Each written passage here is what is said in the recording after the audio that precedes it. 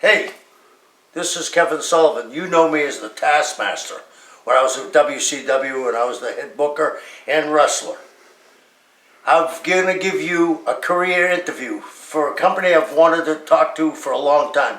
The HANNIBAL TV. It's the best promo out there. It's the best YouTube channel out there. And I'm proud to have finally been on it. Watch it. So we are here with former WCW head booker Kevin Sullivan. He's booked numerous territories all around the world. He's a world famous wrestler, wrestled in WCW, Florida, all over the world. Was probably best known for his time in Florida and his Dungeon of Doom feud with Hulk Hogan. So we all know that you're from Boston. You talk about it a lot. What was your childhood like growing up there? Well, my dad was a cop and we were in a real Irish neighborhood. So, you know,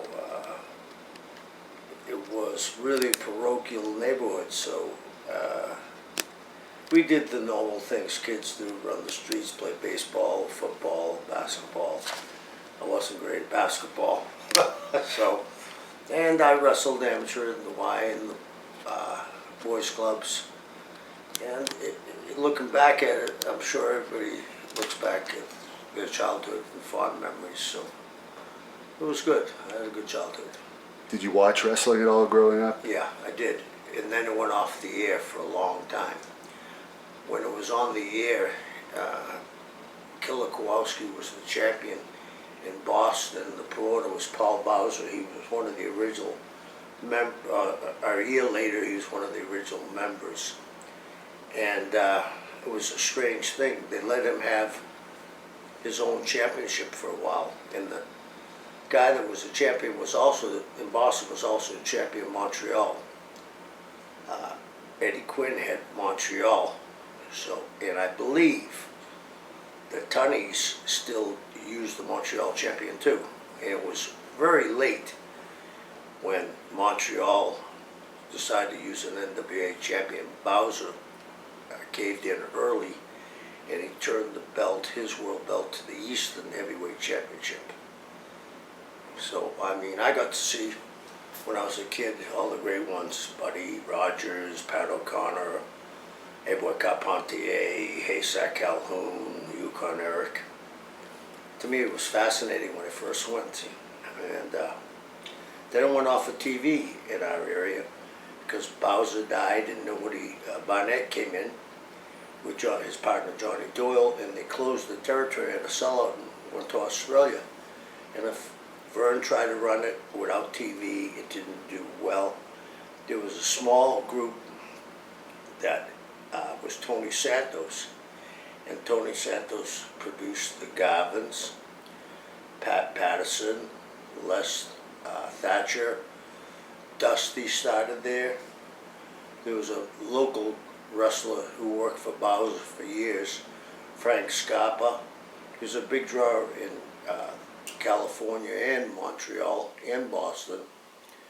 And the Santos used him as the United States heavyweight champion. So when I found out there was wrestling without television, I got to see Dominic Canucci, I got to see Argentina Rocca, I got to see Hans Schmidt, Bull Curry, and like I saw Rufus R. Jones when he was Hobo Brazil. They used to use a lot of like names, rip-off names, and there was a Bruno Sammartino and Bubby Rogers and guys like that. So it wasn't really well run, but he had no opposition because there wasn't two independent groups back then that I knew of anyway. So he had it all locked to himself, and I don't think he really wanted to get on TV. He got on TV for a short time in New Hampshire, and somehow those tapes went to Miami Beach, and Chris Dundee, who was Angelo Dundee's brother, who Angelo was Muhammad Ali's trainer, they broke away from the Florida office for a short period, and I'm going to look into that, how long they broke away, but they went from seeing the Briscoes and the Funks to seeing Little Abner and Golden Boy Dupree. So it was an unusual period. And what was the crowds like? Obviously, probably when they went off TV, they weren't as big, but in general, how was the popularity of wrestling? Well, when they had it on television, they had numerous sellouts at the Boston Gardens. Kowalski was very, very hot. They did an angle there that's been repeated. Pat Patterson did it with Pepper Gomez, but Killer Kowalski did a thing. Pepper Gomez had a cast iron stomach, and he didn't sell his stomach, and Kowalski, for weeks, guys climbed the ladder and jumped on Pepper's stomach. Nothing. Then Kowalski said he could do it, and he knee dropped him in the throat. They stretched Pepper out, and then you couldn't even get into the gardens. And the other thing was, the first match ever in Canada to go across country was Yukon Eric and Killer Kowalski, and that's the famous one where he knocked his ear off. Yeah. And they brought the rematch back to Boston, and you couldn't even get near the building. And then when it dropped off TV, they instead of going to Boston Gardens, they went to Boston Arena. And they, at first, were drawn. Dominic DeNucci wrestled that local guy I was telling you about, Frank Scappa. It was the two Italians, and that was near the Italian neighborhood. So they drew 5,000 people, and it was good for a while. Then it slowly dropped off because he stopped bringing in talent. And then he went to the Boston Arena Annex, and he went from 5,000 to like 300 people. So it really died for a long time. And I've heard you tell this story. There was one particular show you went to with the Sheik that was like a huge sellout.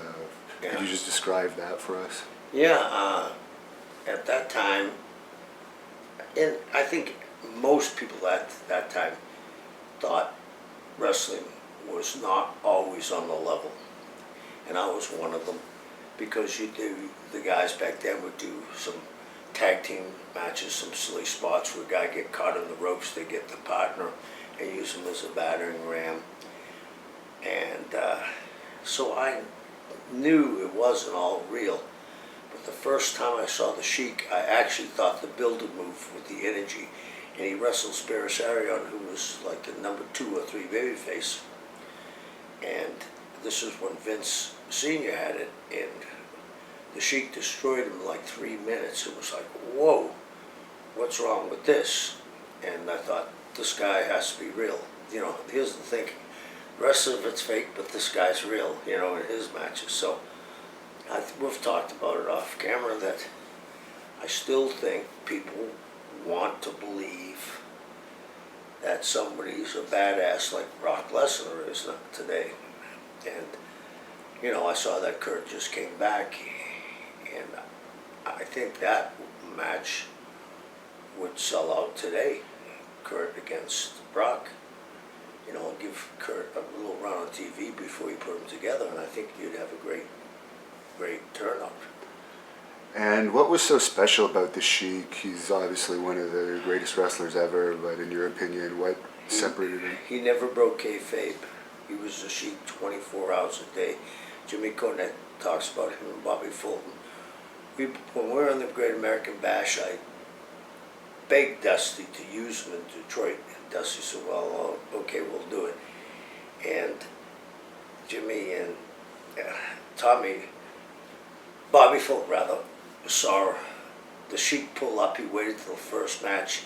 They pulled his limo into the building, and he got out with his caviar on and his 3-piece suit, but no shirt and a vest and all his gold. And he never talked to anybody.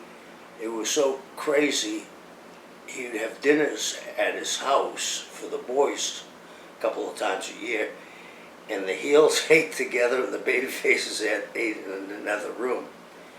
And Terry Funk tells a story that he got arrested in Amarillo. He went to cash his check. He was making them believe that he didn't understand what was going on. He made a big commotion. They got scared and called the police, and the police took him out. He just was the Sheik 24 hours a day. And I understand he was one of the most attacked wrestlers of all time. Did you ever witness anything like that with him? Well, I had a job in Japan because of him. I worked for FMW, and and Sabu was there too. And when he wrestled in a single match, Sabu and I would go to the ring with him to make sure. The Japanese weren't violent, but they have a thing over there. If you touch something that you're really scared of, you get good luck, and everybody would try to touch him. And he would chase them out of the arena. 5 minutes later, he'd come back in the arena from outside, and the people would come too, and every chair was set up. I mean, he was a big draw. In fact, what made Japan hot again was a famous match with Abdullah and the Sheik against the Funks. That turned the Funks babyface there, and they had a run. And they're still wrestling there. And that was where Terry got his arm cut up. Yeah, with the fork from Abdullah. And what happened with, I don't know if you were booking in WCW at this time, but the Sheik did manage Sabu at the Halloween Havoc. Why did that not work out, that situation? Well, there was a spot they did. Jerry Lynn and Sabu did a spot, and they didn't tell the Sheik. And they both came over the top and landed on him and broke his leg and his hip. So that's what happened to him. Do you think that Sabu could have had a good run at that time? Because that was probably when he was at his hottest. Yes. I was with Sabu when I worked for the Sheik in Ontario, when he was running it with the Bearman. And Sabu, I either had one of his early matches, Mark Lewin and I were there, and he had it from the beginning. And I always think he's one of the guys that it's happened to hundreds of guys in our business that never really got the break they deserve. And Sabu put his body on the line every night. I mean, I saw him in FMW cut his arm so bad in barbed wire that you could, I mean, it was this long, his bicep was cut. You just taped it up and continued the match. And what was the Sheik like in real life in your personal dealings with him? I've heard a lot of people say that he wasn't a good payoff man. He was very good to me. I had a great guarantee when I worked for him, and he paid everything, room, food, transportation. He was great. With the Sheik, what happened that his territory really died off in later years, went from being so hot to... Well, if you go back and look at, in the 60s, the wrestlers that came off of national TV, meaning Chicago TV, Bruiser, Vern, Wilbur Snyder, Sheik, all wrestled on top too long. And the Sheik wrestled on top too long. He kept the belt way too long, and his matches started to be shorter and shorter. And then he did the same thing in Toronto. He went to Toronto, and he would want to get home to Detroit that night, and he'd make sure that he could catch the plane.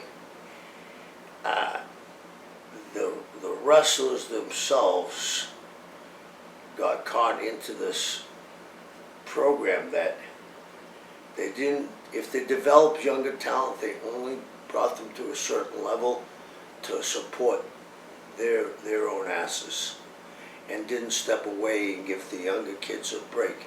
If the Sheik had stepped away, and if the Bruiser had stepped away, and if Vern had stepped away, like the time Hogan went there, and they didn't give him the strap, and they kept on doing the Dusty finish with Hogan and Bockwinkel, and Nick was a fabulous performer, but the people got tired of seeing the same guys over and over again, and then you start to think you're creative, and you're thinking of ways to keep the belt on the guy, and you start to cheat the fans out of a win. To me, it's like that finish wasn't really a Dusty finish. Dusty got it from Eddie, and Eddie used it sparingly, but it works. But when you do it over and over again, the people get disgusted. And I put it to, like, if you're watching the Super Bowl, like last year when they had the overtime game, if someone came right before the touchdown and stole the ball and went away, or if he scored that touchdown, they said, oh, we're going to replay it because he actually didn't score that touchdown. I think after a while the people get so sick of not finally getting what they deserve. I think there's a fine line when you're pushing a heel. You've got to make the people wait, but when it's their time to win, the baby faces, you got to give it to them. You got to give the people what they have paid to see, and you can't give it to them too early because now, you know, it's, in my estimation, it's easier to make a heel than a baby face. It takes a baby face a little bit longer to get over, and when you do that, you've killed the baby face. Now, if you don't have another baby face really ready, you start to see it drop. The heel may still be the draw, but it starts to drop. And if you don't check your ego at the door, you say, oh, well, there was a rainstorm, or there was a rodeo in town. I heard Buddy Rogers once say, if they want to see it, they'll crawl over broken glass. And that's what I think happened to, that's why it was so easy for Vince, besides plucking talent. The guy, he went across the territories with a new shtick. You know, they hadn't seen Jim Duggan in Minneapolis, but he was over in Louisiana, so Junkyard Dog, Ricky Martel, Hogan from Minneapolis, Blackjack from Florida, Tito from Amarillo, the Funks from Amarillo. He picked the best talent and brought them across the country. So they weren't getting burnt out in the same town. Like Detroit was running every week, Indianapolis was running every week. So it's much harder to keep the attention span. Even today, I don't know if you could do a weekly, I don't think you could do a weekly town because there's so much other entertainment. I mean, when I came to Florida, the only sports team was the Miami Dolphins. Now they have 3 football teams, 2 baseball teams, 2 basketball teams, and 2 hockey teams. Yeah. When the football season was over, and that was just in South Miami, people weren't going to leave Tampa and drive for a football game, but they would come to the wrestling matches. And Eddie was, a genius to be able to, Eddie stepped aside at a very young age. I think Eddie was 41. He'd work occasionally for a big show, but he gave it to Dusty, and he knew when it was time for Dusty to leave. He'd call Vince, he'd call Watts, he'd call whoever he needed to call, Crockett, and say, hey, Dusty needs to go away. And I've heard Jimmy Cornette say, we can't miss you unless you go. And that's why Dusty had that extended run in Florida. Eddie knew when to pull the trigger and send Dusty away. And how did you yourself end up becoming involved in pro wrestling? I had wrestled amateur, and I went to the Boston YMCA Union. I believe it's the second oldest athletic center in the world. And I used to wrestle amateur, and I saw some of the professional wrestlers there. And one day a guy came up to me and said, hey, you want to work out? And he was an amateur wrestler, and we worked out. And the next thing I know, he was from South Africa. His family was a big diamond owners. I think they were the second largest diamond company in South Africa, the Berries, and he always wanted to be a pro wrestler. And he said to me, "Hey, you ever think about being a pro wrestler?" And I said, "Yeah, but I don't know how to do it." He said, "Well, I got a friend in Montreal that runs a small promotion, and it's okay with the Montreal office because he was a huge star for them and a huge star in Europe. His name was Pat Gerard. He wrestled as Pat Curry, and I got a chance to go up there, and I got my first match." And what was the experience in the first match? Horrible. I had trained a little, so the day of the show, they had me, which never used to happen. I mean, now guys come to the building and they're training in the ring. Back then, nobody did. But they had me there like at 1 o'clock for a 7 o'clock show or 8 o'clock show. And they had me going through and said, just slow it down, we'll get through. But I was waiting for them to give me a finish. And the friend of mine, Barry, wrestled earlier, and he came back, and for some reason they had me on after him. And he said, "What are you doing?" I said, "I haven't gotten the finish yet." And he said, "Well, the referee will come and give it to you." Well, there was a wrestler that worked in Montreal, his name was Fernand Fichette, and he was over.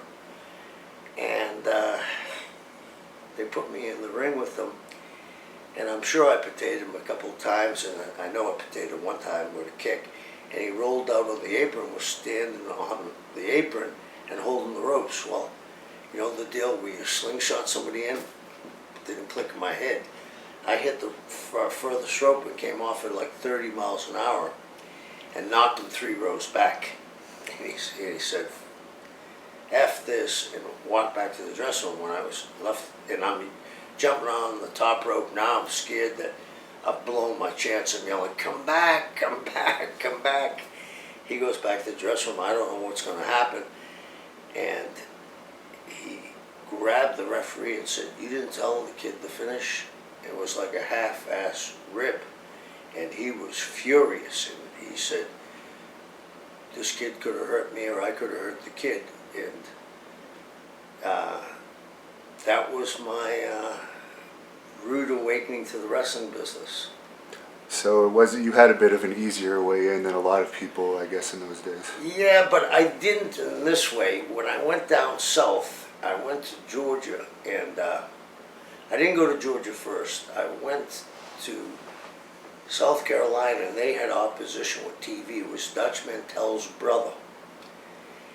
And one of the guys from the Atlanta office came by and said, "Hey, we want you to come work for us."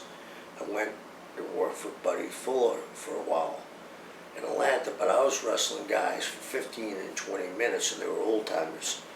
And they didn't give me anything except a deep breath, you know what I mean? They would rough you up and rub your face on the mat and that kind of thing. And one time and I would just sit there and not say anything.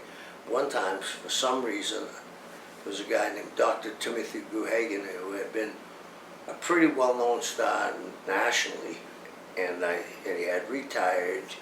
He owned a gym, so he'd wrestle some on the weekends.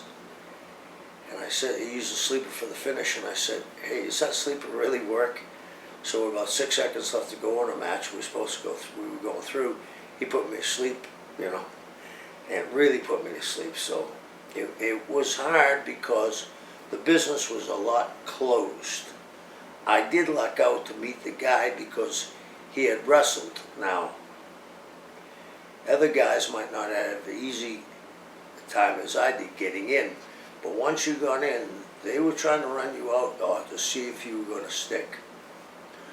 Do you think one of the problems today is that it's so easy to get in if you want to be a wrestler, because there's really a lot of guys in it that wouldn't have made it in the past because they're not really tough or not great athletes, and also there's other guys that are just being signed to WWE, for instance, just based on athletic credentials, who may have not have had the heart or the desire to do it in the past as well? Well, that's a great question, because I think the talent today, like in most sports, are more athletic, but you really got to want this business, I think.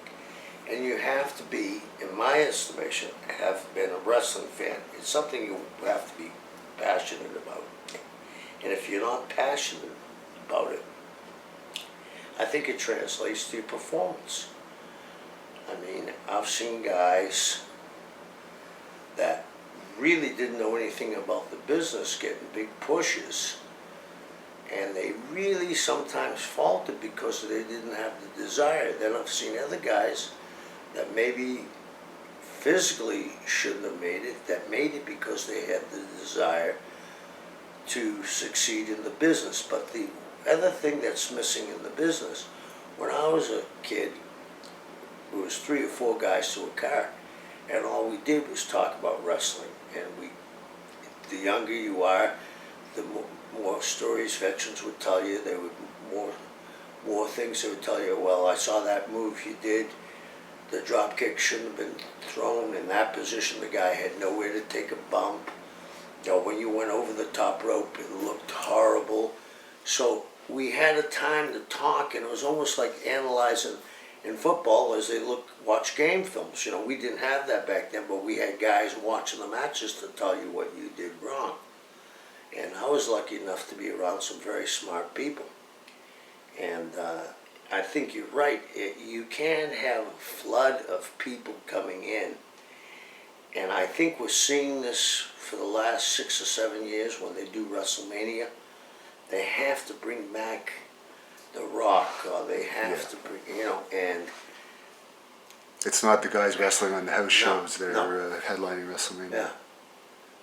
Yeah, that's unfortunate, and it's going to be more of a problem as they continue to lose the few top draws they have left. Absolutely, and then the other guys, like, I don't think we'll ever see The Rock wrestle. He may appear again like he did with Ronda Rousey a couple of WrestleManias ago, but you're not going to see him wrestle. You're never going to see Austin wrestle. Flair, you're never going to see wrestle. So the younger guys that have gotten their spot maybe needed a little bit more season. I equate everything to baseball. There's low A ball, there's high A ball, there's double A ball, there's triple A, and sometimes a guy comes up to the majors and he can't hit a curve, so they send him back down and make sure he develops that. And I think maybe this NXT, what they're developing, if they bring a guy on the main roster, he doesn't click, rather than sending him out. And if he has the ability, but it hasn't quite got it yet, you send him back down there and help him develop.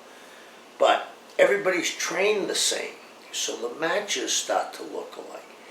When I broke in the business, there was 37 individual companies.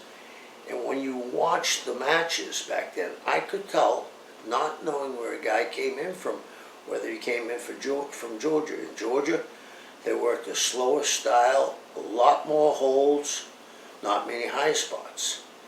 In California, in San Francisco, there was a lot of high spots, not much blood. In Florida, it was all wrestling underneath, but violence on top. LA was a little bit more showboat. Portland was off to itself, and it was basically just wrestling. In fact, Don Owens had a brother, Elton, and on his first match, he would pay the guys to shoot for 5 minutes. So it was a completely, and then in Canada, in Montreal, there was 2 promotions that were doing great at the time, the Rougeaus and the Vachons, 2 separate promotions. And then in the Maritimes, you had 2 separate promotions. And in the Montreal, it was a mixture of wrestling and violence.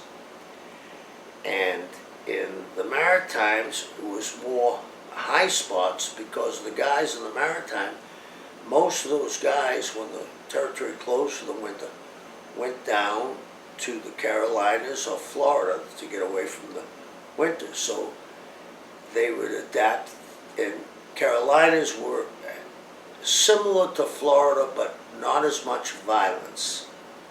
And then, back then, Gulas had 3 different territories within his territory.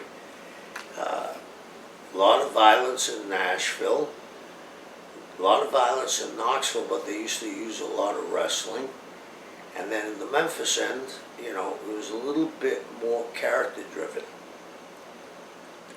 Now, I guess the first titles you won were the NWA Gulf Coast Tag Team Championships. Yeah.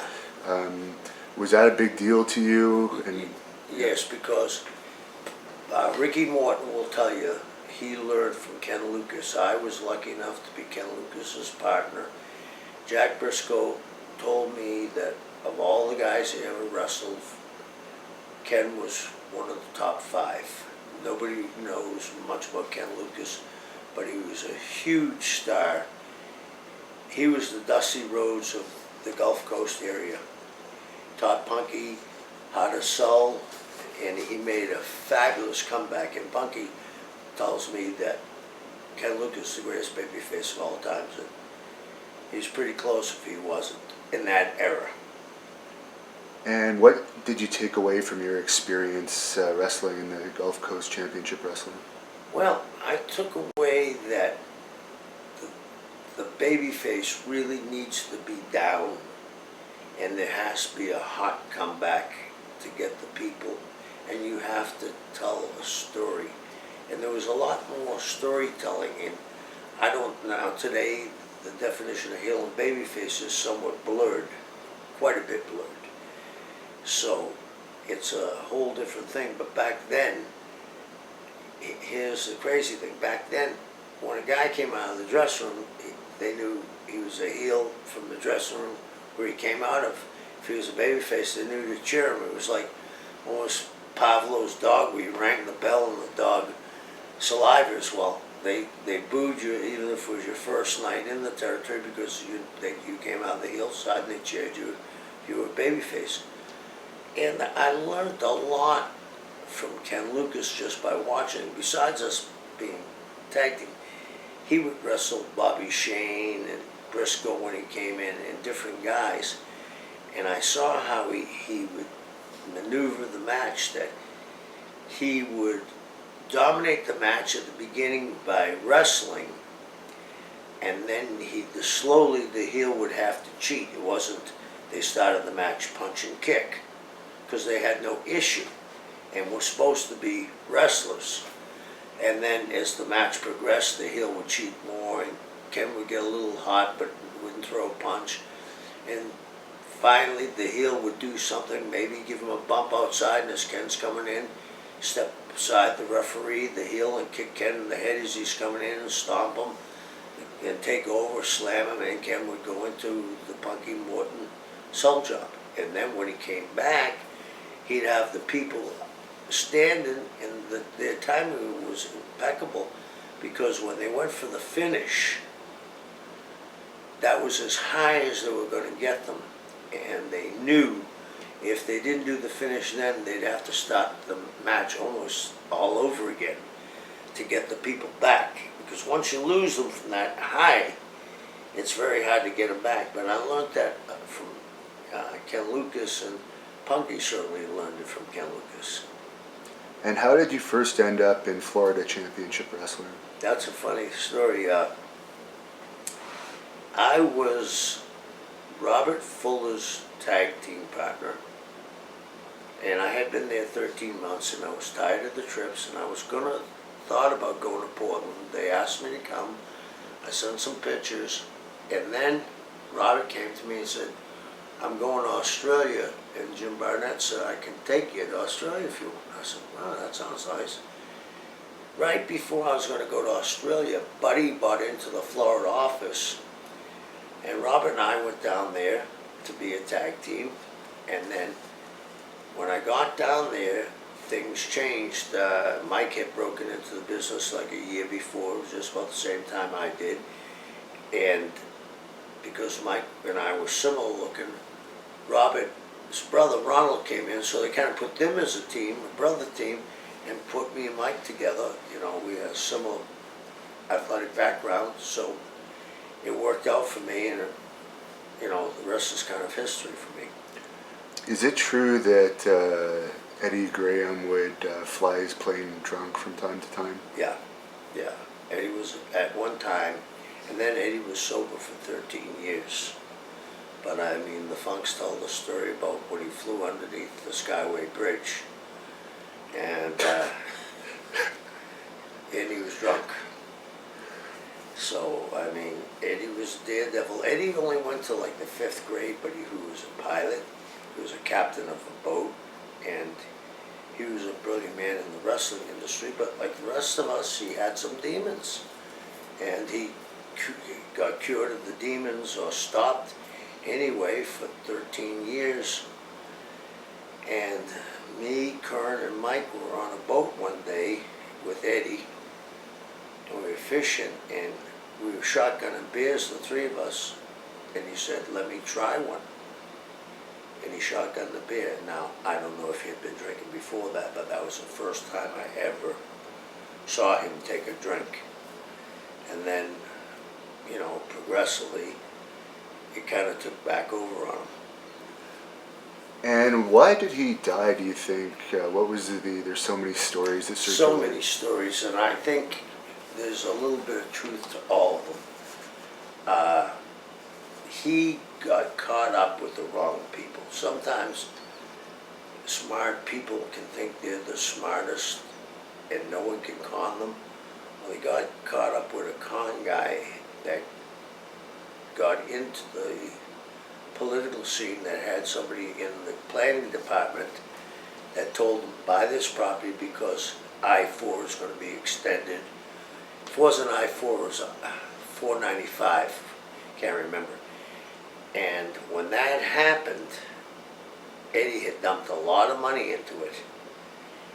And then all of a sudden, there was rumors that the guy that gave him the information got thrown out of his job because he was giving inside information. And Eddie thought he might be going to jail. And, you know, Eddie was thought of in the state of Florida as, you know, Mr. Florida. And the other thing was financial problems, women problems, and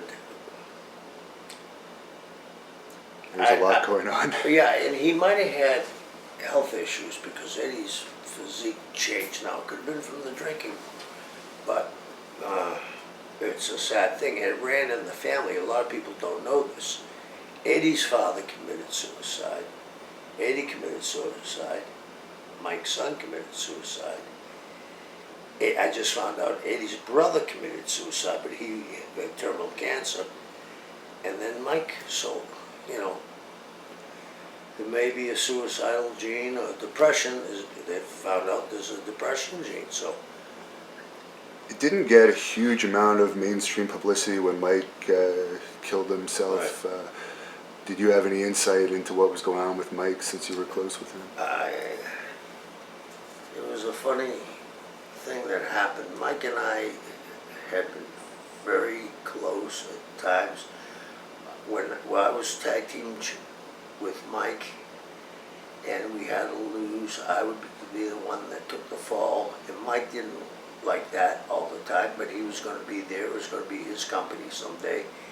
So when I left Florida and went to different territories, like Atlanta and Knoxville and San Francisco, Mike would come out and do jobs for me. So we were close, and we rode together, partied together, we fished together, dove together, and he had a radio show, and I was his last guest. And after the show, we hung up. Mike was not an outgoing guy with his affection. And after that radio show, he called me up and said, you know, I love you. And I said, what? He said, you know, I love you. He said, and I said, you know, I love you too, Mike. He said, no, I love you. And he hung up. And I'm going to say it was like 6 days later, he committed suicide. It shocked me. It shocked me, and I should have not been shocked because he said something that. And General Briscoe and I were talking today at the Fan Fest. After Mike's son died, he said to Briscoe and me and his friends, I must have been a horrible son and a horrible father. And Mike went downhill after the son died. I mean, he wasted away to nothing. At one time, Mike had the longest powerlifting record in the state of Florida, 195 pounds, and I know for a fact Mike was clean back then. I mean, no steroids, and he bench pressed 440, which was unheard of for a 195 pounder for a state champion, and that lasted about 18 years. But when I saw him the last time, he was probably maybe 160 pounds, maybe. Why do you think the key was to your success in Florida, why you were so over in Florida? I think it was luck, too, and I had the best baby faces in the world to work with. The angle we did was a story that they grasped every week, and we didn't rush it. When I came back, the babyface dressing room was split. Blackjack and Barry and Kendall and some other babyface were saying, he's not the same guy that left here. He's a rule breaker and he's crazy and all this. And Mike and some of the other babyfaces stood up for me and said, hey, Blackjack, your record isn't spotless either. You shouldn't be throwing stones. But we were lucky enough to get Steve Kern to cut an interview from Vern's territory. Vern sent it to us, and everybody knew that the three of us were very close. And Steve said, Mike, this is directed at you. I know he used to be your friend, and you still think he is. He isn't your friend. He's only out for himself. So we had a Florida tournament on TV, and it ended up me and Barry. And that time you had 47 minutes of commercial-free TV. The rest, 13 minutes, was filled up with commercials, but we had to wrestle through the commercials. And we went 46 minutes. We left a minute left in the match, and the finish was that I went to leg dive Barry. It was a straight out babyface match, and we were moving, and I could move quite better than I ever did. And Barry was one of the greatest babyfaces of all times. And Barry took a bump to the floor, and as he was getting in, and Mike was commentating with Gordon. And Mike put me over saying, see, he could have kicked him or he could have done that. And I sat in the ropes. Barry said, excuse me. I went out first, and Barry sat on the ropes and pushed them up. And I came in the ring. A few minutes later, we did a spot where Barry tackled me. I dropped flat, but I was close to the ropes, and he looked like he tripped over me. He did trip over me, but you know, Barry was such a great athlete. And he went over the top rope and landed on the floor. Well, I did the same thing. I held the rope open, and when Barry stepped in and had his head down, I kicked him a field goal him right in the face. And when he did, I covered him 1, 2, 3, and I grabbed the belt, and I went running to the desk to make an interview, and Mike stood up and said, they were right about you. And I said, yeah, they sure were. And I took the belt. I met a guy today that has this on tape. I took the belt and I said, I gotta make this look good. And I leveled Mike with the belt. I mean, I gave it to him. And when I knocked him off the stool, he was so pissed at me, he started running around to get me, legitimately. But do you remember when we had the buttons in the front of the jeans? I knocked the buttons off, and he's chased me, and his pants are falling down. And there's Mike in his little skivvies pulling his pants, chasing me. Got back to the dressing room, he was bullshit, you know. And I said, okay, that's how it is, you know. I'm sorry, I didn't mean to potato you. But then, the following week, I made an interview and I said there was no American dream. Everybody's living to paycheck to paycheck.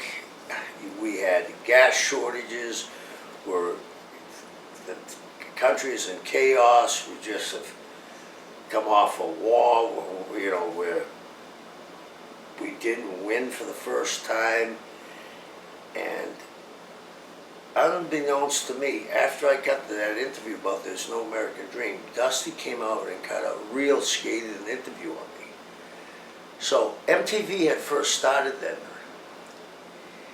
and I was watching Billy Idol,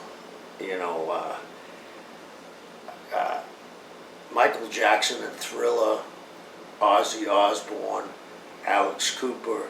I saw how there was this cult-like thing going on. Then I started watching horror movies like, Friday the 13th, Halloween, a bunch of them. And I started writing stuff down, and I had just come off spending a lot of time in Asia with Mark, in Singapore, Malaysia, Hong Kong. So I kind of grabbed that culture too, because it's so diverse from our culture. I started throwing things in there but I didn't start throwing that in till later on, because I started at 8 and I was just being an idiot, the people thought, and being a heel. But then I started lightly putting mascara underneath my eyes so it looked like I had been sleeping. Well, at the time, in the 80s, Florida was full of people staying up at night.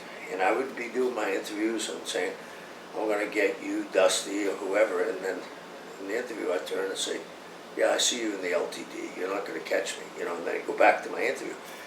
But I had Dusty Rhodes, Blackjack Mulligan, Superstar Billy Graham, Andre the Giant, Mike, Barry.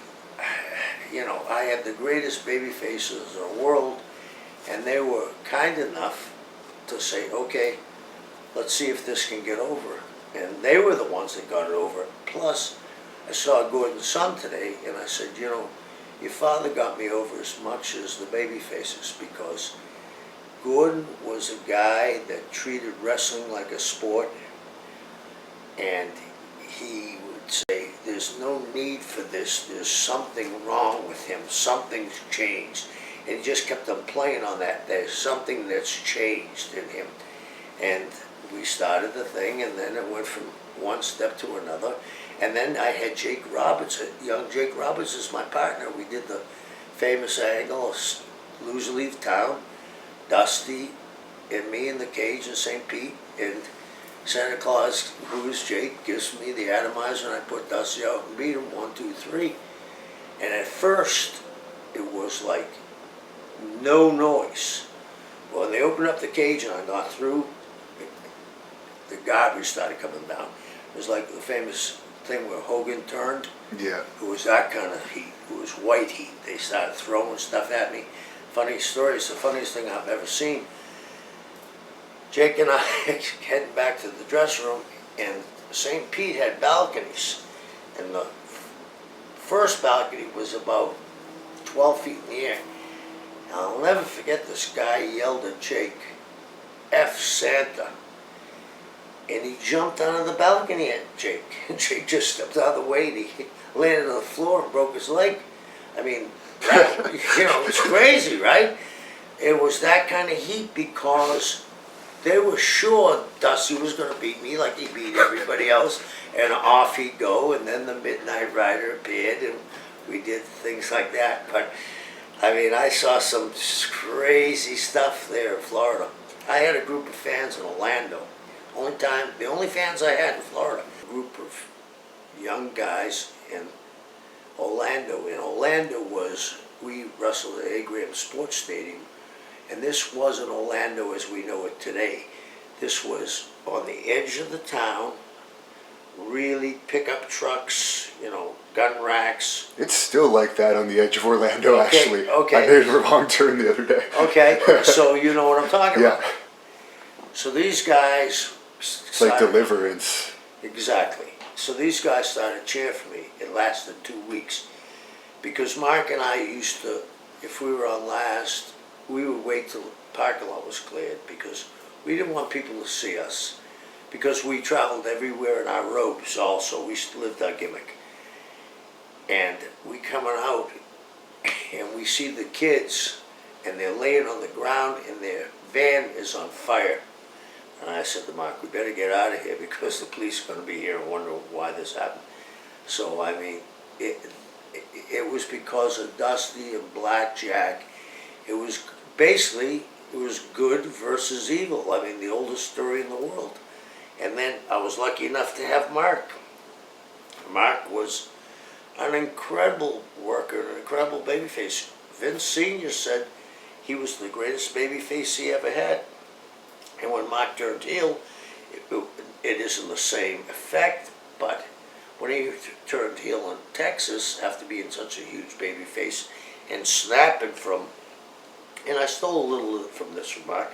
Mark was that white meat babyface like Punky and doing good things in the community. And then when he snapped and became the maniac and started whacking his head, you know, and Mark was like you, he was impressive. He was 300 pounds.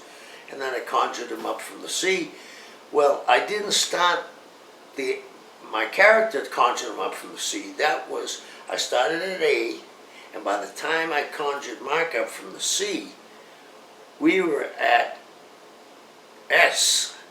So they've been watching this television program and they got sucked into it and sucked into it. So if I had done that conjuring Mark up originally, I don't think it would have got over because it was so far removed from wrestling.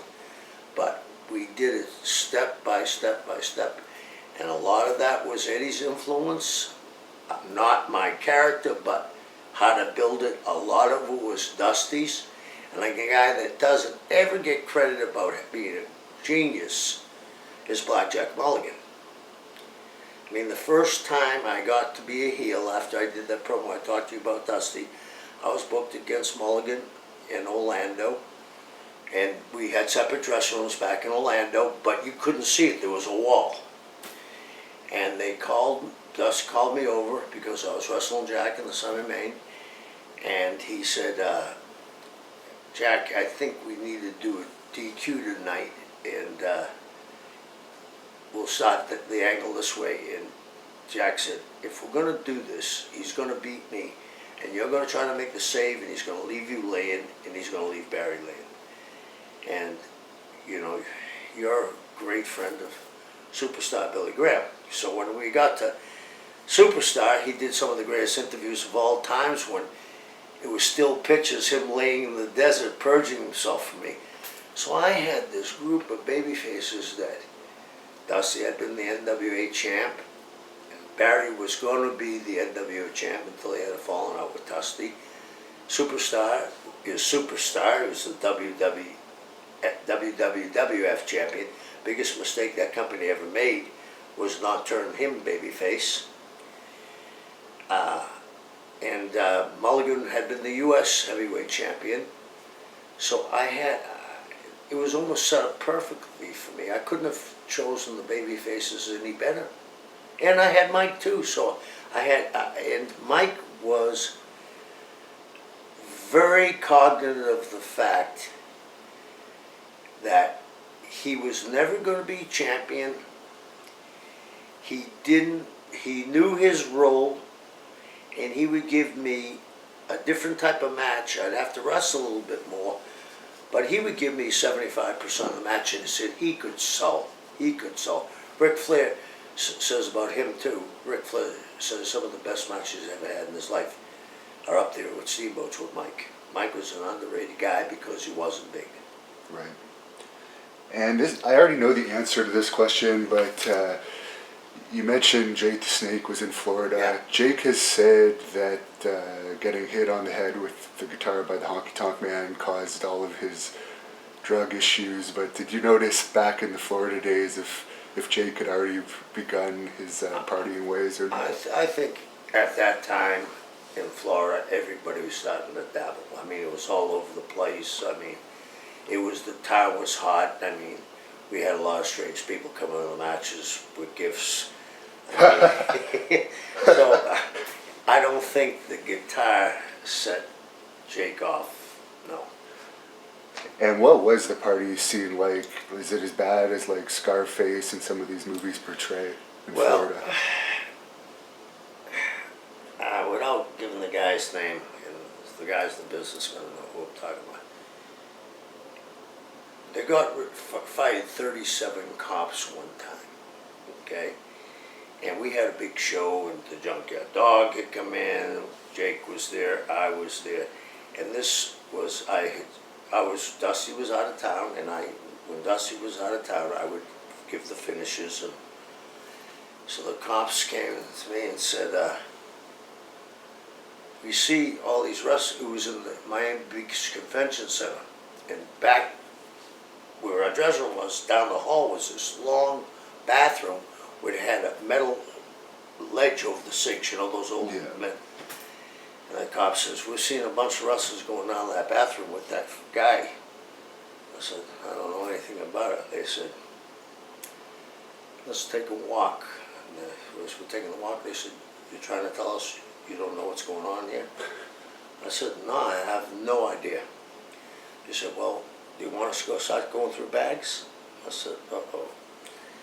I said, I don't think that's legal. I mean, how are you going to do that? So they said, let's go in the room. We go in the bathroom, and there's a line out like this on the thing. And the cop says, who do you think that is? I said, I got no idea. So I'm going to ask you one more time.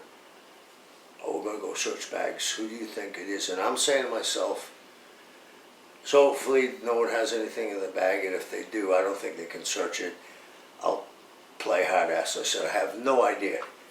Cop reached in, opened up his shirt, pulled out a straw and went, good rib, huh? I said, yeah, you got me. I mean, and then it was 37 fight because one of the guys' girlfriends posed for Penthouse, and in the article says the best time I ever had in my life was on Miami Beach in my boyfriend's patrol car with the lights and sirens going high on coke in the back seat.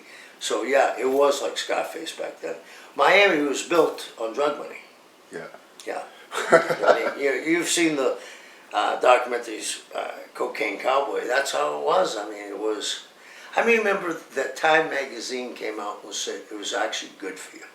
Right. I mean, doctors, lawyers, judges, everybody was doing it. It was like, back of my head, I was saying, you know, anything that makes you this euphoric can't be good for you.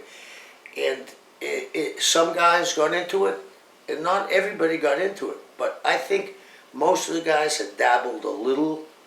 Yeah, because it was a common thing. It was, right? Yeah, it was not common like it became later on. Because first of all, at that time, the price was ridiculous, you know. And you weren't going to go out and spend, if you're making $700, you're not going to go out and spend that's before expenses. You're not going to go out and spend $250 for a thing that's going to last you and somebody else, you know, a night. I don't think so, anyway. And you mentioned superstar Billy Graham. Yeah. We'll just bring him up, even though we discussed it last night off camera. You brought up that you believe he should have remained WWE champion and turned babyface. Could you just elaborate on that? Yeah. I mean, people say to me, you know, who's the greatest champion? I can tell you this. I'll tell you this about all the champions I saw, whether I was a fan or in the business. The one that impressed me when he walked out of the dressing room was Bruno Sammartino. If I had landed here in this country and didn't know anything about wrestling, they said pick out the World Heavyweight Champion was Bruno. But for charisma, nobody had talked like Billy. I mean, Dusty stole it from Billy. You know, they were very close. They talked all the time. Bob Dylan, you know, he referenced Bob Dylan a lot. But superstar, there's that pose of superstar in the red long tights with his arm. his arm looks like it's 42 inches. You know what Yeah. I'm talking about? And then that other one where he has the belt and he's ripped. He had won a Mr. America contest. Yeah, he won Best Arms. Yeah, and his interviews. And then what happened was the people who were turning him. And for some reason, I'll tell you two reasons, I think. For some reason, Vince didn't think that turning him babyface would work. Yet he had turned babyfaces heels and had a lot, drew up money. You know, Zabisco and Bruno. Superstar, to me, nobody could ever rap like he did in that era. Nobody looked like him until Scott Steiner. And the people loved him. The reason why I think he didn't go with them was Vince wanted to get away from, Jack Briscoe had drawn a lot of money. He wanted to get away from the ethnic champion. Pedro and Bruno had the belt a long time between the both of them. And he saw what Briscoe could do, and he put Bob Backlund in that position. And he surrounded Bob with, bull rope matches with Dusty Superstar, Jimmy Snuka, Don Morocco. I think Billy Graham could have been, at that time, bigger than Hogan was. Nobody was going nationwide yet. But Billy could have been, they did it in Miami. He came down and wrestled Holly Race for an hour. A lot of people don't understand that Billy could work too. He got away with a lot of his pose and a lot of other things. But that was the time. I think... He liked being a babyface too, on top of that. Yeah, and I think of all the mistakes I've ever seen, money-wise, that flew away, that was it. Because he holds the record for most consecutive sellouts in Madison Square Garden, 19 out of 20. And the only one didn't sell out was against Peter Maivia, and that was only a little bit shy of selling out. So Yeah. it would have definitely continued on. And working with him in Florida, any specific memories or stories from that? Yeah, when we turned him babyface. I mean, the famous thing where I go to slap the valet, the lock, and he grabs my hand. Well, when I threw that chair at him, and he didn't even have to cut. I threw that chair out at him, and we hung him up. Fonzie, who's the referee, we all know Fonzie, came and jumped on my back. He was so pissed. And he had started, he had the bald head then, but he started to morph into the old Superstar. And if you look back at those pictures when he's in the desert, you can see it's Superstar, except he doesn't have the blonde hair anymore. I think that Hulk Hogan stole 80% of his shtick from Superstar Billy Graham. Yeah, because The Billy pythons. actually did the cupping of the ear too, and the shirt rip. Yeah. He just didn't do it every match. Yeah, But, and the brother. Billy was a preacher, and he got into that. The brother, I think. And he coined the term superstars, wrestlers, and now everyone's called superstars. I never thought of that. You're absolutely right. Absolutely right. And I always thought Billy was way ahead of his time, but there should have been a match.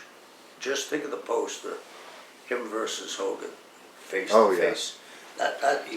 They wouldn't have. But Hogan wouldn't have wanted it. No, and I don't think he would want Billy around either. No. Because Billy looked like a bodybuilder. Hulk was muscular, but he was no bodybuilder. And Billy, I mean, he was an amazing, amazing specimen. And Billy actually helped Hogan get started as well. Yeah. Helped him get booked, and he was one of the first wrestlers to talk to him. Because you probably know about this, so I may as well ask you about this now. I guess you were probably around when Hogan was hanging out at the Rocket matches. Lounge? Yeah. He used to play at the Rocket Lounge, guitar, and he came to the matches. And I think him and Billy struck up a friendship because where Billy lived in Tampa, he lived in those apartments that was close to a very famous Smith's gym. Harry Smith was Junior Mr. America in 1948, and Harry still is, he's 92 and he still looks like an athlete. And Hogan was hanging around Billy, and they became friends, and you know, I'm sure Billy was the one that said, bleach your hair blonde, and the rest is history. And do you think it's sad that Billy isn't used by WWE, for instance, at NXT, helping people with promos, when he has such a great mind for the business and he's very creative as you worked with him, but there's so much he could give, but unfortunately... To me, the greatest interviewers I ever saw was King Curtis, and this is no direct number. King Curtis, Blackjack Mulligan, Dusty Rhodes, Superstar Billy Graham. Superstar could talk people into the building, and today they have. Let me ask you this: you think Superstars, if they gave him a scripted interview, would be the same? No. That's what I think is lacking. I don't know if they want the guys to be so politically correct, they're afraid they'll go off in a tangent or something. But Superstar enthralled me. I'll give you an example. I have family that had no interest in wrestling.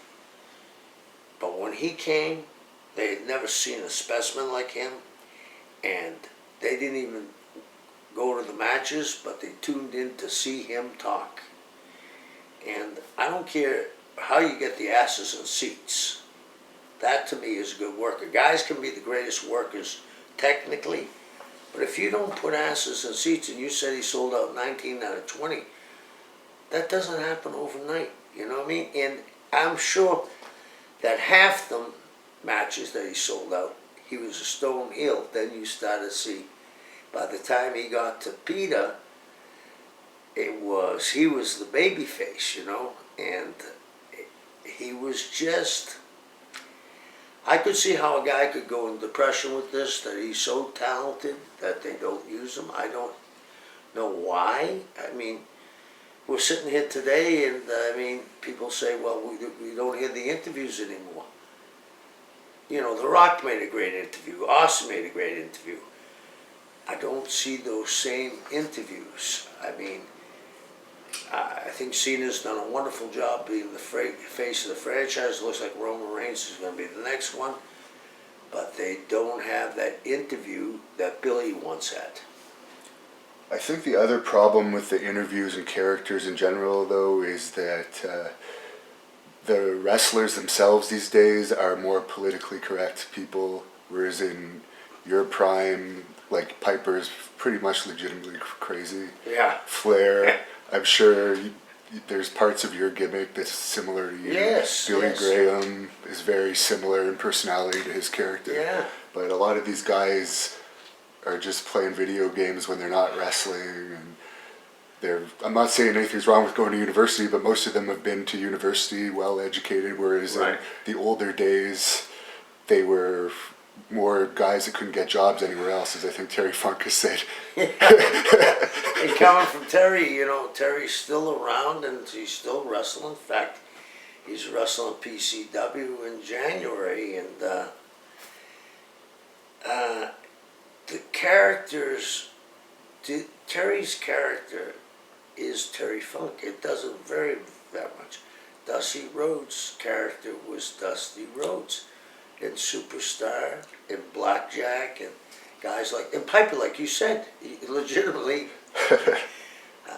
One time he came to Florida for a while when he was freelancing, and they teamed him and I together, and we're driving down the road. It was the first time he ever saw an alligator.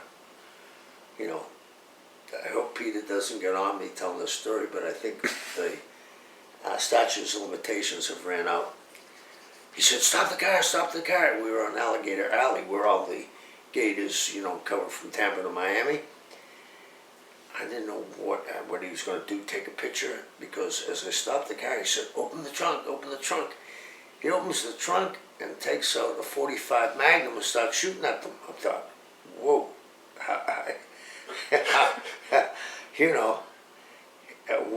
So what you're saying is Piper was on the edge. And you mentioned Terry Funk. Do you have any Terry Funk stories that you could share? Yeah, Terry, this is a funny one. Terry Funk and Dickie Murdoch used to come from El Paso back to Amarillo. And they would buy, this is, you couldn't get away with this today, and I don't believe you should. But back in the days, the boys bought beer, and they would drink beer while they were driving and going home. There was this one light town before you got to Amarillo, about 40 miles. I can't remember the name. But Terry used to go through that town like at 2:30 in the morning, going about 95 miles an hour in a 45-mile-an-hour zone. And this cop used to chase him, and that was back. If you got over the county line, they couldn't chase you anymore. So this happened week after week after week. So about 5 weeks into this thing, same thing happens, but you got to come up over a hill before you get to Amarillo. And when Terry took the hill, the cop went over the line. And he says, well, I'm going to take it to the house. He can't catch me. When he came over the top of the ridge, there was cop cars blocking it. And they knew it was Terry. And when he jammed on the brakes and put it in park, he opened the door, beer cans were falling out, the cop was livid. I got you now, I got you now, I got you now. And Terry looked at him and said, hey, why don't we just shake hands and forget about the whole thing? That's Terry Funk, he's a wild man, And when you're wrestling, when you're wrestling Terry, you're wrestling Terry. You better have your boots tightened and take a lunch. He's Terry Funk. You also spent time in the WWWF. Yeah. Did you think that is the #1 professional wrestling promotion at the time, even though it wasn't national? Was that still considered like the top promotion to work for? Yeah, because they had all the major towns, and like they had Boston, Providence, Hartford, Bridgeport, New York, Brooklyn, even though, it wasn't the Barclays Center. They had Philly, they had Baltimore, they had Landover, they had Pittsburgh, they had, they had the biggest towns in the United States. So you knew you were going to make a good living if you went there. That's why so many guys stayed there and took a drop on the card, because they were making a good living and didn't want to go on the road and make similar money if they were lucky, or make a little bit more. Or do you stay home and take it as a job? And I think a lot of guys did. And what were your thoughts on working with Vince Sr.? He was brilliant. He was brilliant. He actually helped me learn how to book. I was around Eddie, and Eddie was Vince's booker. People don't know this. Vince didn't have a booker, but he listened to Eddie on everything. And we used to do TV in Philly at the arena that they shot Rock in when he comes in, where the training center was. And Vince had a table, and all his cronies sat by him. Monsoon, Skolin, Arnold Savoli, Angelo Savoli, Phil Zacco, the Grand Wizard, Lou Albano, Tony Altamore, they were all there. So one day, I got there early, and nobody was in the room, and his book was on the desk. And I said, should I do it? And I said, I got to see how he does this. Well, I went and opened his book, and it was the year had just started. And I looked at what he had for coming up Madison Square Garden. And I flipped to the end of the year. He had it booked all the way out. Now, he didn't have the underneath card booked, but he had the main event booked, he had the tag match booked, and he had a special match booked, special attraction. noticed some guys got 3 matches, some guys got 2, some guys only got 1, and some of the guys that got 1 were as good as the guys getting 3. And he came in and saw me looking at his book. He says, "Can I help you?" I said, "Yeah, you just did." He said, "You're interested in this?" I said, "Yeah." He said, "Well, sit down." I said, and I asked him a question. I said, "How do you decide who gets 3, 2, 1 a year ahead of time?" He said, "I try never to fall into a pattern." And that really hit me, because we talked about the other wrestlers falling into the pattern and their territories died. When Vince Jr. got it, he's done a magnificent job as making it worldwide. But his father left that territory in great shape. He could have ran that as a territory, and if he followed that pattern, I think he would have done as well, and probably expanded, because other territories would have dried up. But to be able to see the future that far out and keep to your game plan. There was a couple of times, like, I'm not sure, when I looked in the book, I was trying to remember this. I'm not sure if Hansen was originally going to get 3 or 2. I knew he was getting 2, but when he broke Bruno's neck, you know, that was the second match they had. So I don't know, and that drew the big house in Shea Stadium. So to be able to have enough confidence in yourself to book something a year ahead of time, and of course something would happen. We'll say in a special attraction, maybe the guy you got booked, you got Andre against hypothetically Bundy, but Bundy gets hurt, so you got to change that a little. But he, on paper, he had it done. He just had to fill in the underneath, and then bring in a guy that he was going to bring in maybe 6 months from now, give him a shot at the Garden so that people could see him, so he could see the reaction. He was very, very ahead of his time. But again, Eddie and him talked quite frequently. He lived in Fort Lauderdale part of the year. So, yeah. So when you're saying that he didn't have an official booker, I guess, would it just be him deciding the finishes of the TV tapings, or would the agents be? No, he only time I believe that he would go for a finish, maybe once in a while he'd call Eddie and they'd kick around the finish, but he'd have his gaggle of guys, and they would say, okay, like Bruno losing to Billy, how are we going to do it, you know?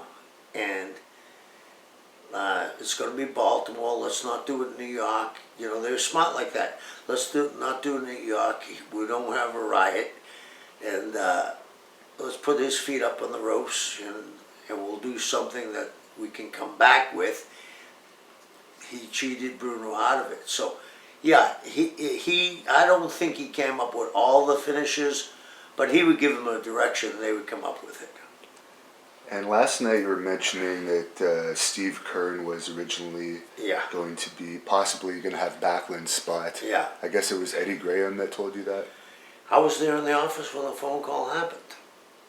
I used to fish with Eddie. Michael and him fell out for a while, and I used to fish with Eddie.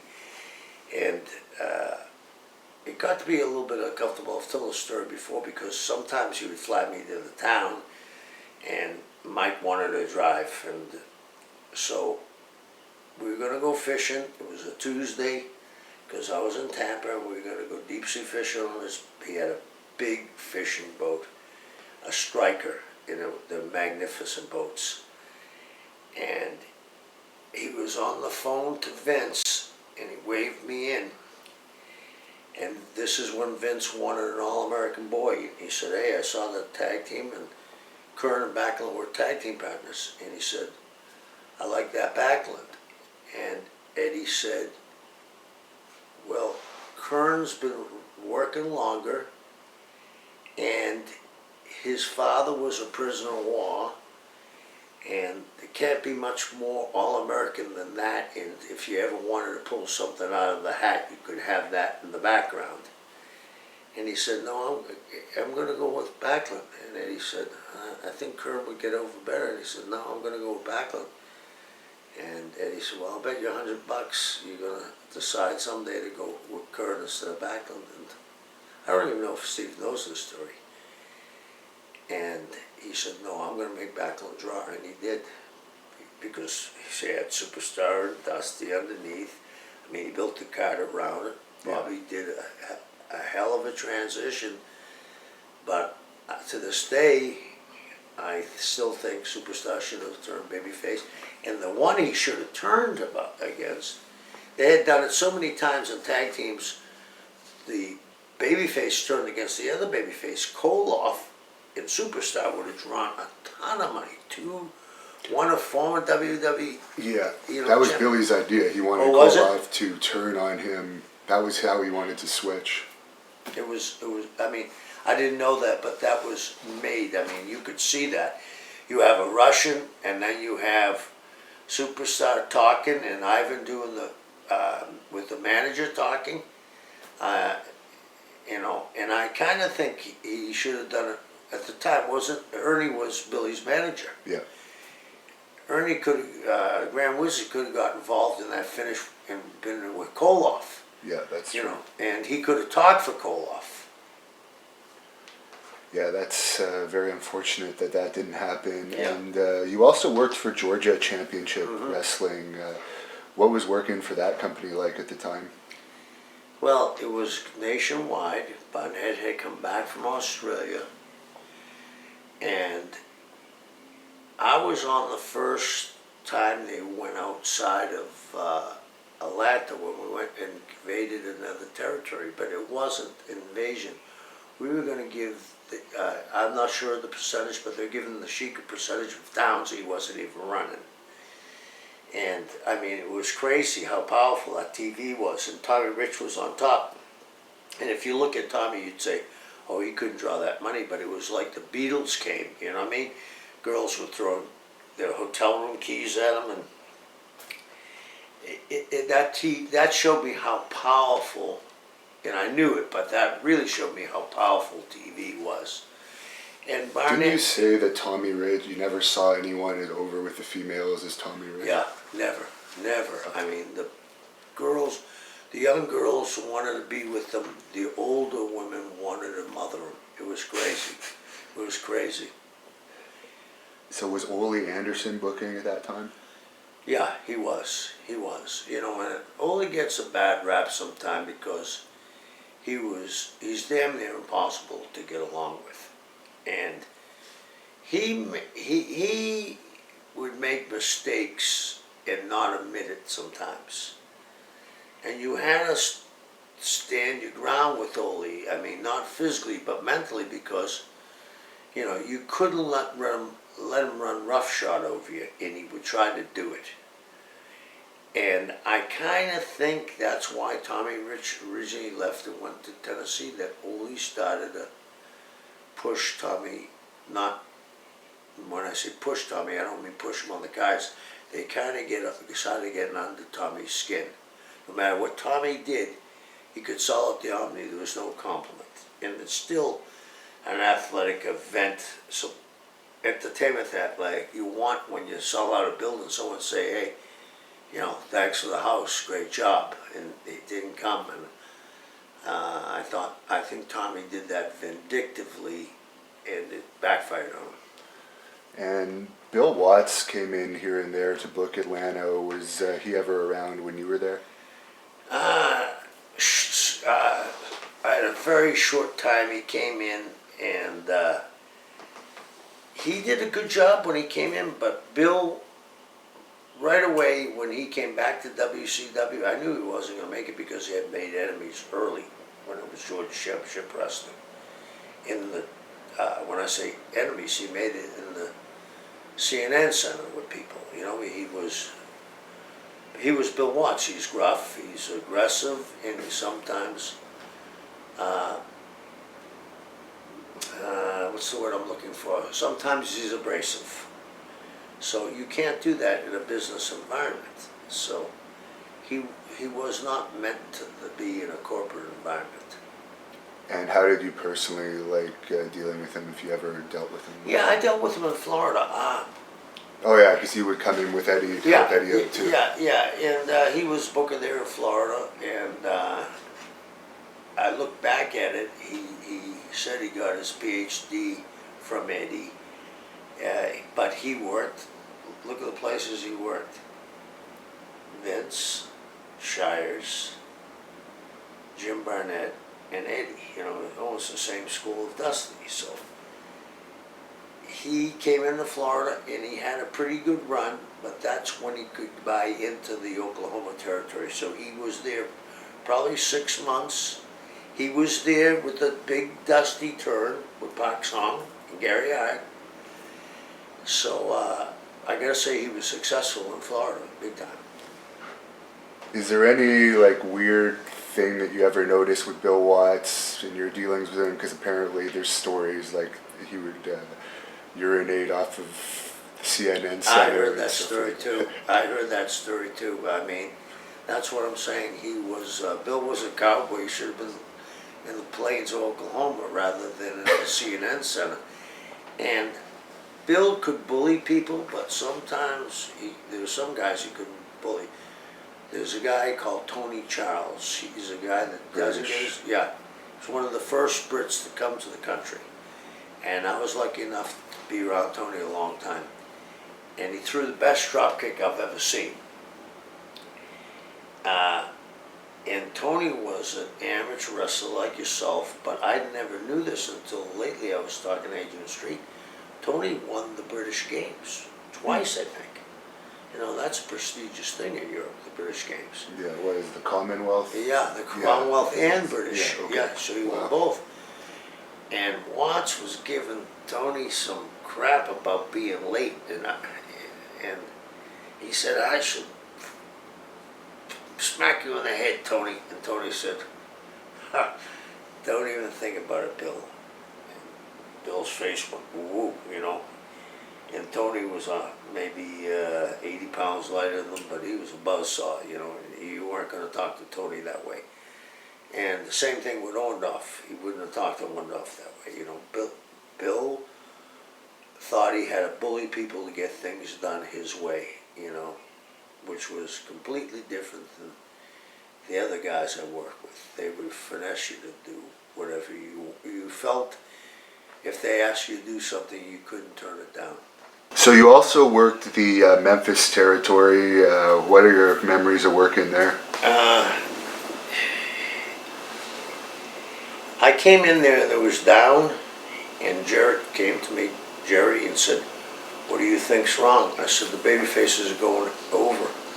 He said, you got an idea? I said, yeah, beat Lawler with Jimmy Hart. It was me and Honky Tonk, Wayne Ferris back in the day, will be the special referees.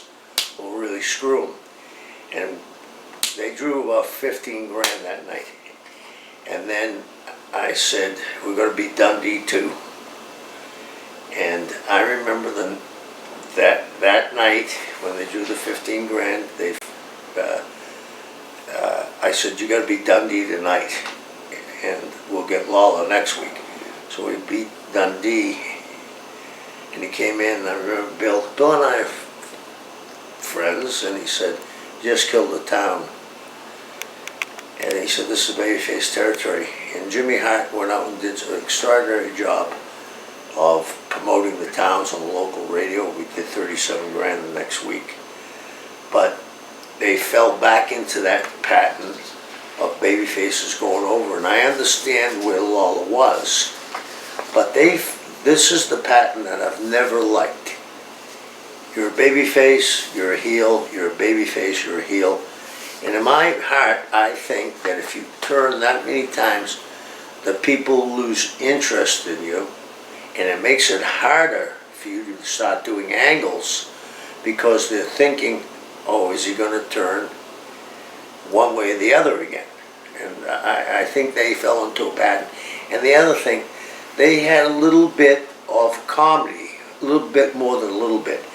And the thing that nobody remembers about Memphis, when Jarrett took it over, they got the #1 station for an hour and a half live. There was no other TV Memphis didn't have cable, mostly didn't have cable. Cable was almost non-existent in Memphis. The St. Louis TV didn't come in. Vern's TV didn't come in. Watts' TV didn't come in. So they were the only show in town. And then getting on that prime spot they had on Saturday mornings for an hour and a half, which was nothing but an infomercial for their territory. And then they took over Lexington and Louisville from Nick, because Nick had ran those towns into the ground, and now they're doing the hot angles off of Memphis, so it popped. And I think them being isolated, and this is no disrespect for Lawler, because he's drawn a ton of money. I've worked with Jerry in Memphis and Florida. He had some good talent go through there. Tommy Rich, Austin Idol, Cornette started there, the First Family, Midnight Express. They've had some good talent go through there. And when you don't have, at that time, when you don't have anything to compare it with, you know, it means a big difference. And recently a lot of people have, such as Bruce Pritchard and a lot of smart mark types, have bashed Jerry Jarrett quite a lot. Do you think that's kind of unnecessary, or does he deserve it, or was he actually a pretty good booker? Obviously he had a territory for a long time and was successful. He was very successful. He was smart. He was able to see what he had in Lawler when a lot of people didn't see it. He had Dundee, who could really work when he wanted to. Him and Billy Robinson had some incredible matches. When Robinson went in there, he wasn't having good matches until he worked with Bill Dundee. I just think that they fell into that pattern we were just talking about. Babyface heel, babyface heel, babyface heel. And I think he fell into the pattern that, like I said, what I learned from Vince, don't fall into a pattern, that he fell in the pattern, and it didn't work. The big run they had after we were there was the Moondogs, because the Moondogs beat the shit out of people like the way you work. They made it look legit, and that's when they had their last big run. After that, it was back to switching guys up and around, and I never thought their work was as solid as other territories. So for me, bashing him, I can't bash him because he was successful. Could he have been more successful? Maybe so, but I don't know him that well to bash him. If I knew him better, maybe I would, but he was all right with me. And did you ever work with Bruiser Brody at all in your career? Yeah. The crazy thing was, I was the heel 90% of the time. Oh, really? I worked with him, and Bruiser, I worked with him in New York. I used to get the guys ready for Bruno. That was my position. I'd get wins, and they put me with Calhoun, or he put me with the Giant in the special attraction matches.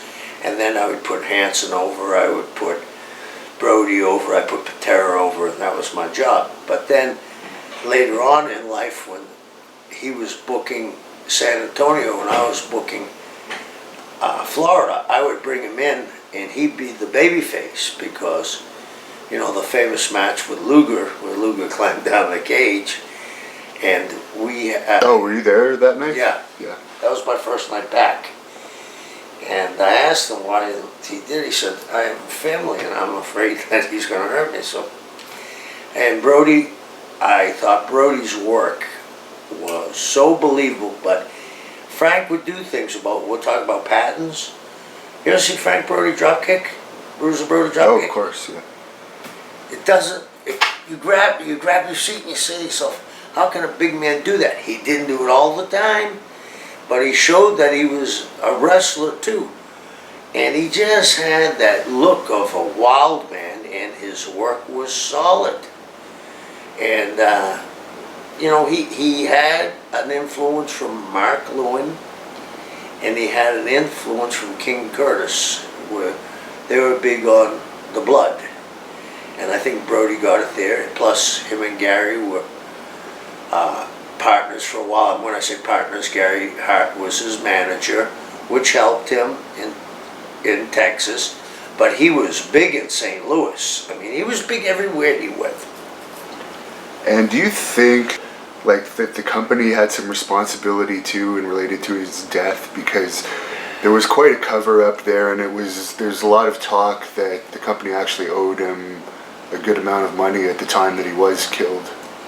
I heard that too, and I don't know what happened, but they let him lay on the floor for 45 minutes, you know, and... Yeah, that's the thing I don't get, because WWC is so connected in Puerto Rico. Right. If they really wanted an ambulance, they could have got an ambulance there really fast. You just hit the nail on the head. Carlos had a lot of stroke on that island, you know that. Yeah.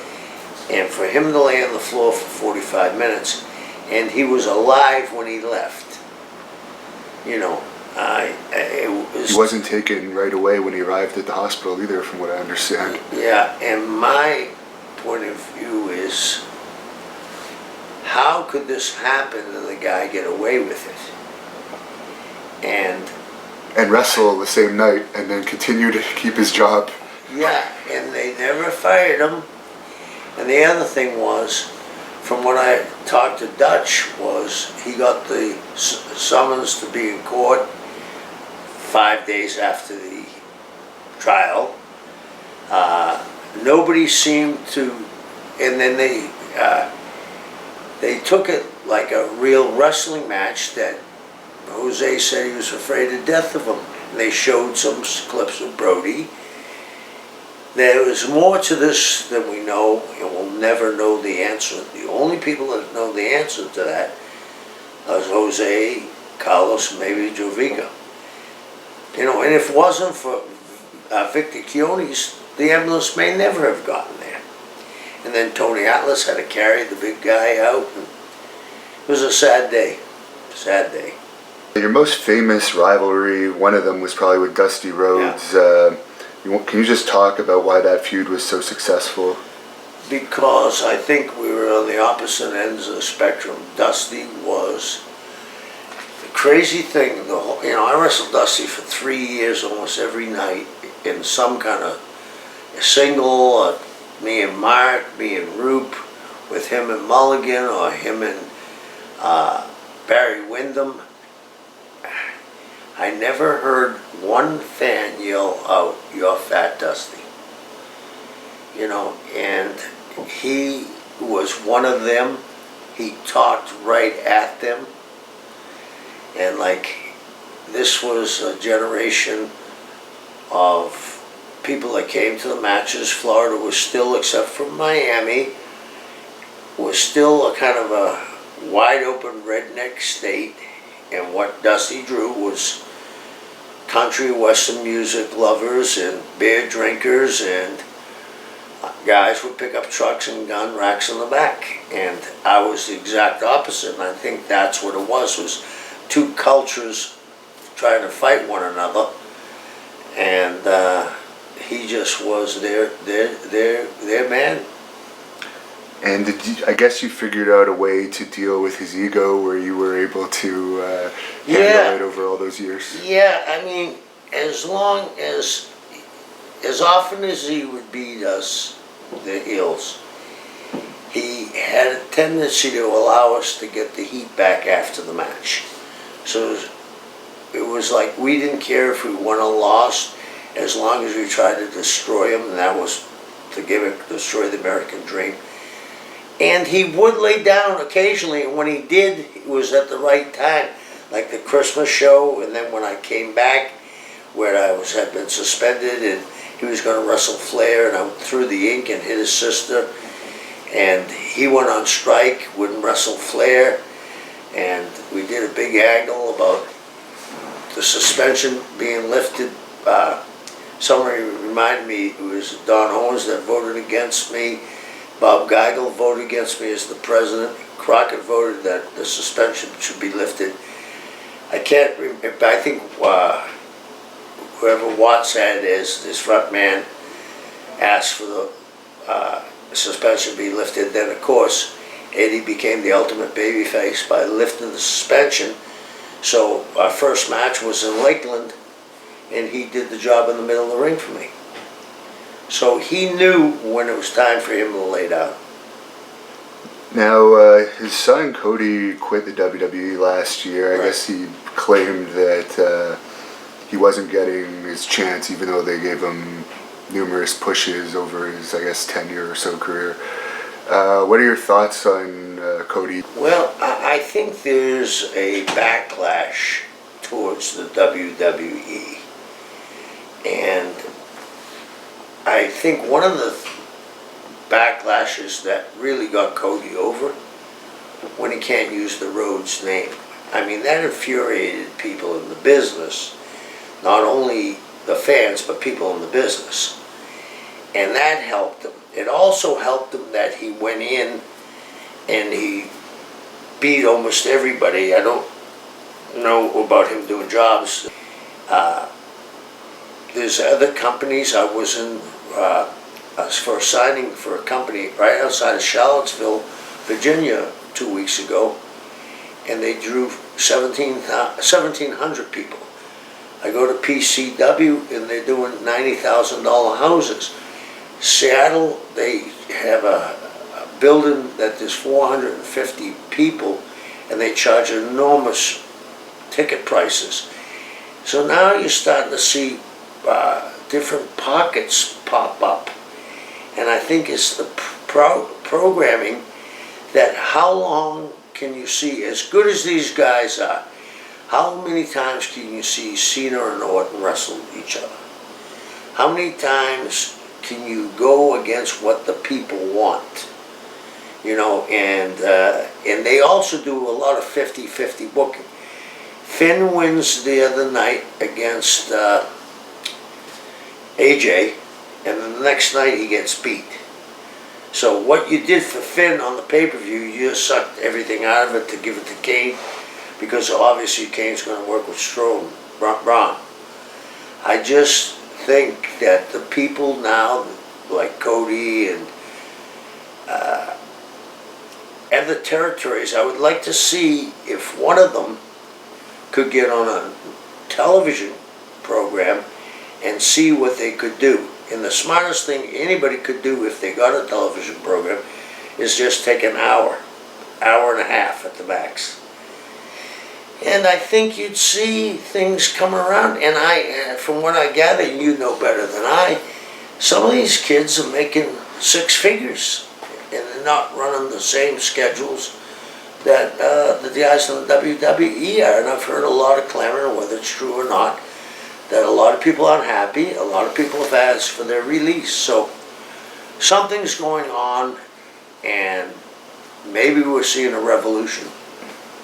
I think there's a big pay scale difference on the independents between wrestlers. There's a lot of the lower card guys making little to nothing, and then obviously some of them are doing great, actually, as you mentioned, making probably the same or more than WWE.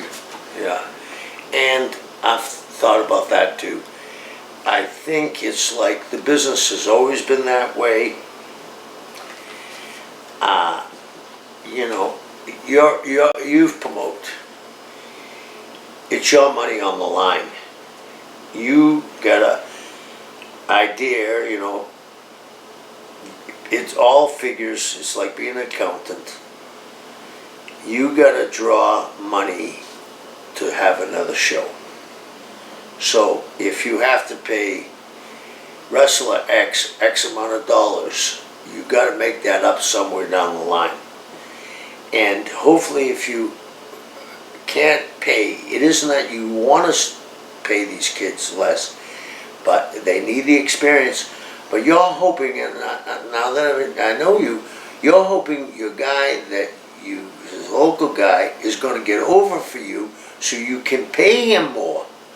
So the guy that's on the card says, Well, he started making $100. Now he's making $400. If I work as hard as he does, maybe I'll work up to that 400. Because the business is talent driven, and unless you have good talent, and I'm a firm believer that you have to have talent all the way up the card. It's got to be boom, boom, like a song to a crescendo. And it's hard for these kids because there's so many of them that will undercut themselves because they want to be seen. And with social media, I got to be working because I have to get my name out there, so I'll work for this amount of money where I know I should be getting more. But the bottom line is, I don't think these local promoters and independent promoters are trying to rip anybody off. I think they're trying to give the next show money for the next show to pay talent that's has a little bit more exposure and that will fit into your system.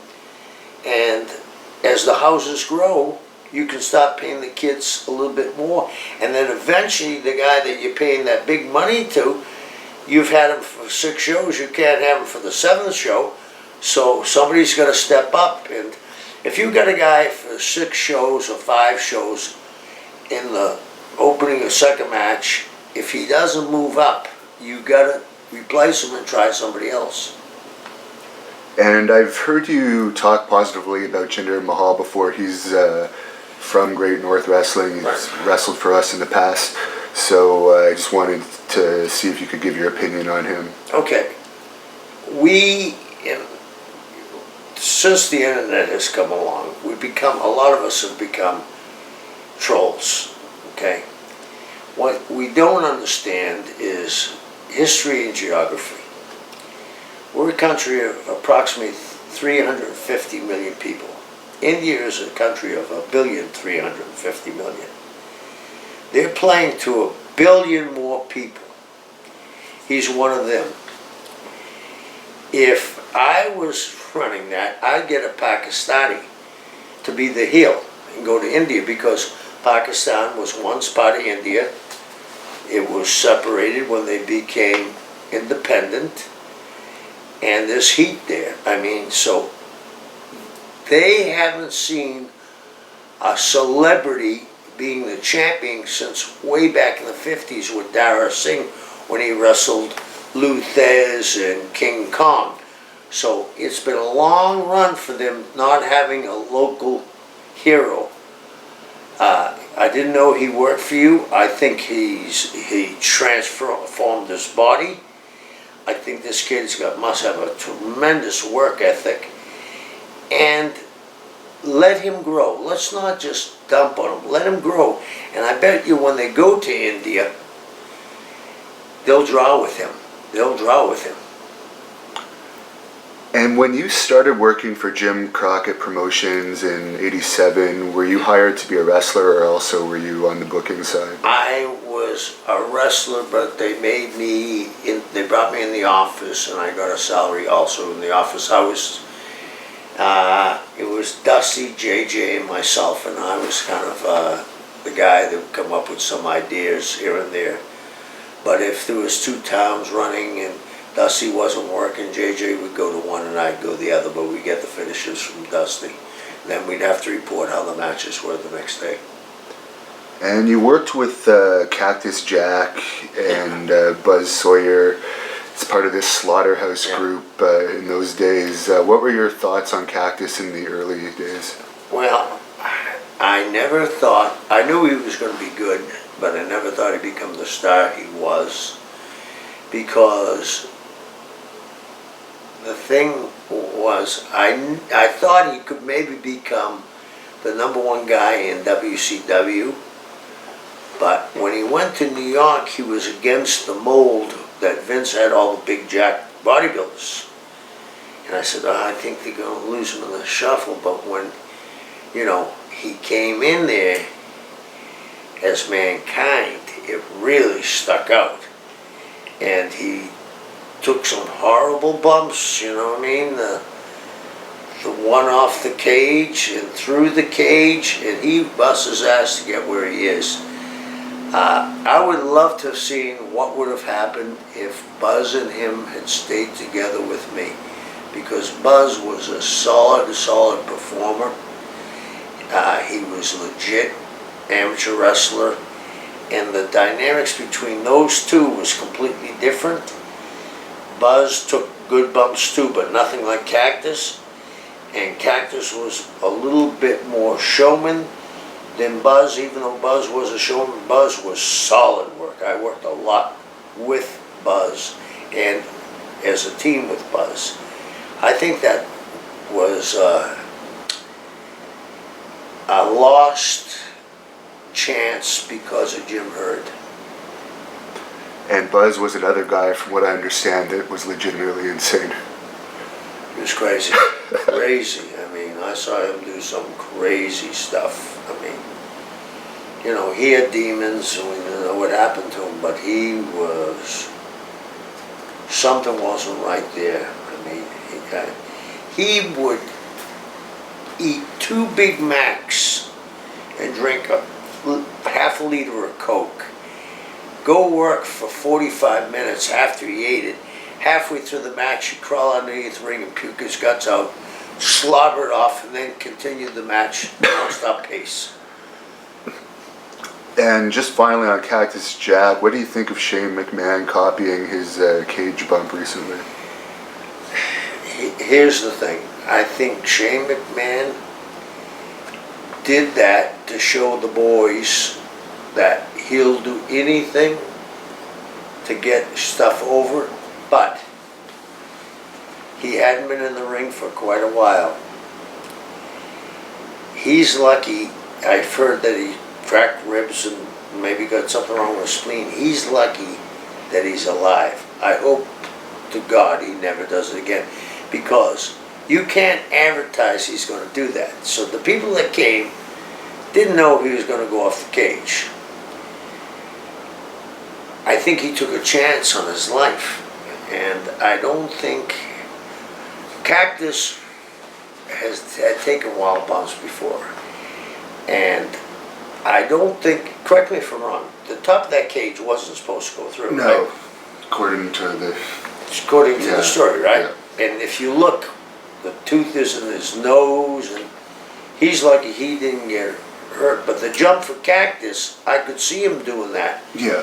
Because that was his style. Okay, it's a lot higher, but when he first came in, I beat his tag team partner, but after the match, I had him slam the guy on the floor and run down the apron. Jimmy Cornette told me about, and dive and drop an elbow on the guy on concrete. I'd never seen that before. So I think him jumping off the cage was a lot safer, him jumping off the cage, because he has done crazy bumps before, than Shane, who'd been away from the business for a long time, doing that. And the other thing that I noticed about that is when Shane did it, it just looked like a stunt. It didn't look... First of all, the timing seemed off for the thing with Kevin Owens and Sami Zayn. Yeah. Kevin was already getting up, and then it just seemed like a planned stunt, whereas when Foley did it, it seemed like it could have happened in the course of a match. Yeah, so. Absolutely. Absolutely.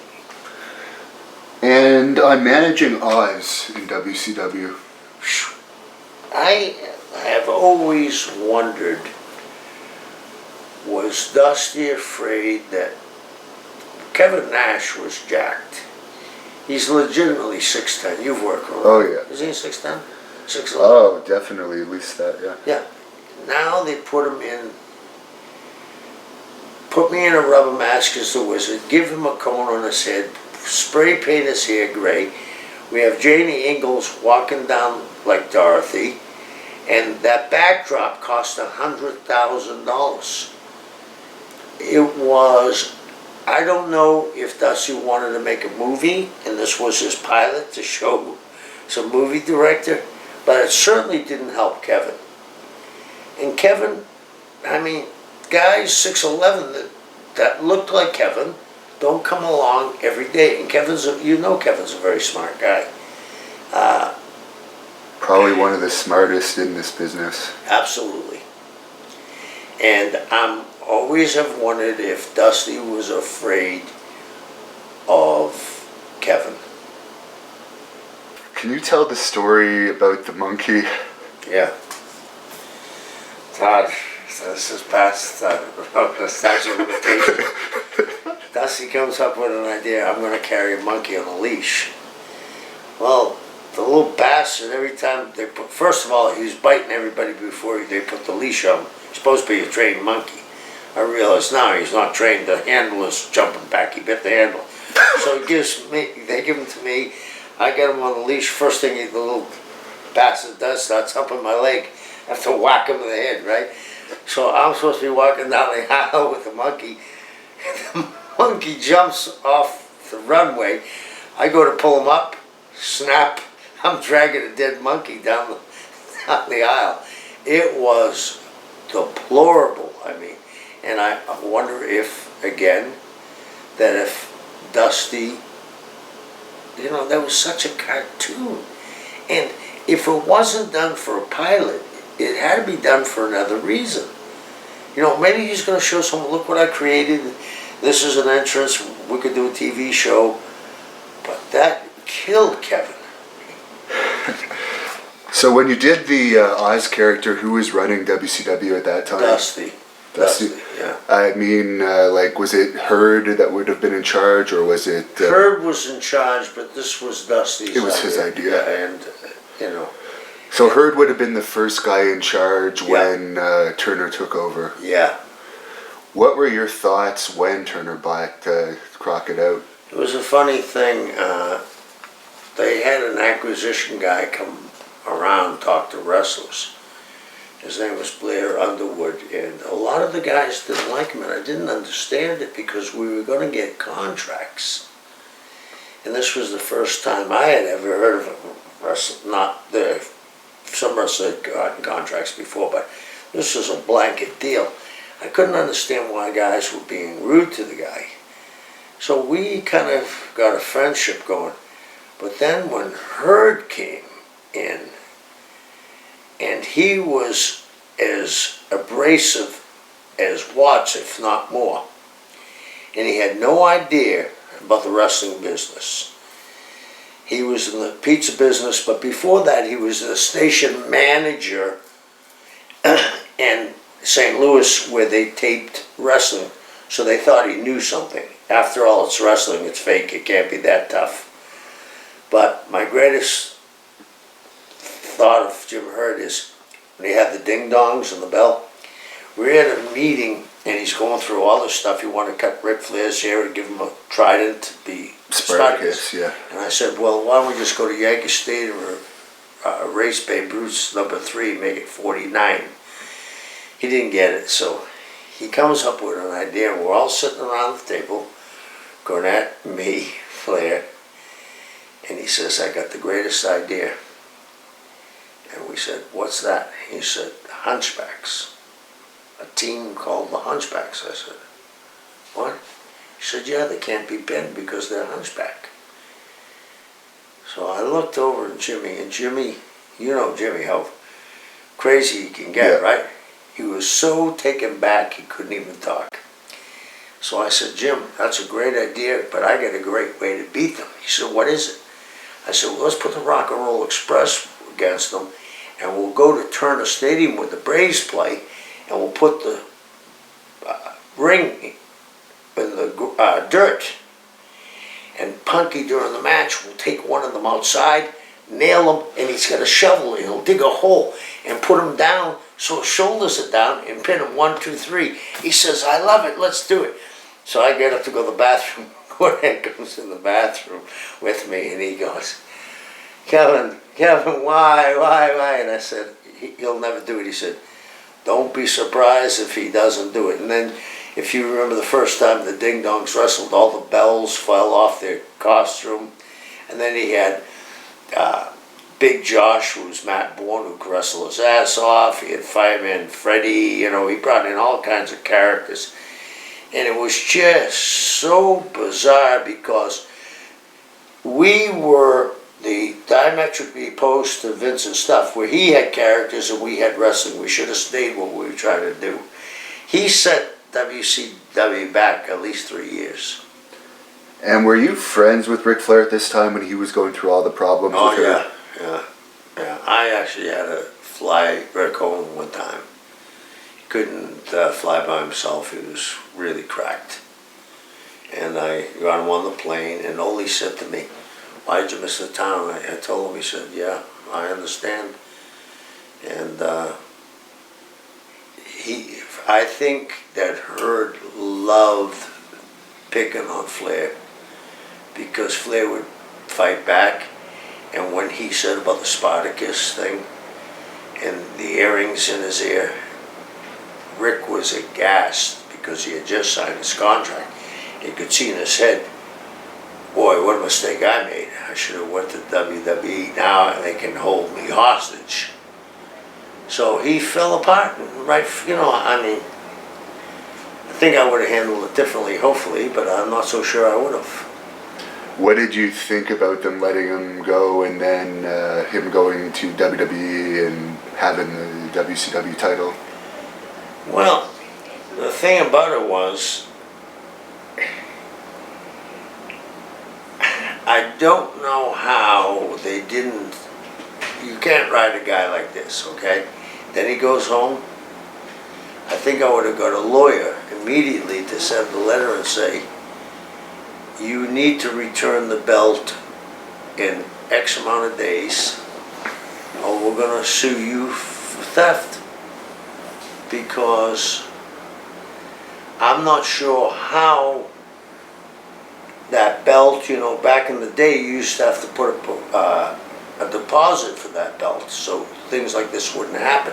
Now, I don't know if the company, Turner, I'm surmising that Turner paid whoever for the belt and it was their property, because it ended back up with WCW. And then they put a cease and desist order on Vince, and they had to digitize the belt out, if you remember.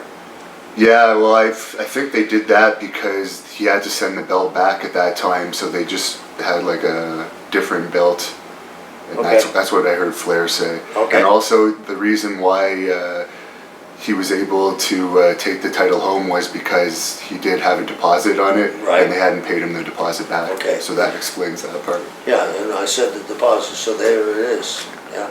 So I guess your friendship with Flair dates back a long way. Oh, I knew when I first went to Charlotte, I met Rick.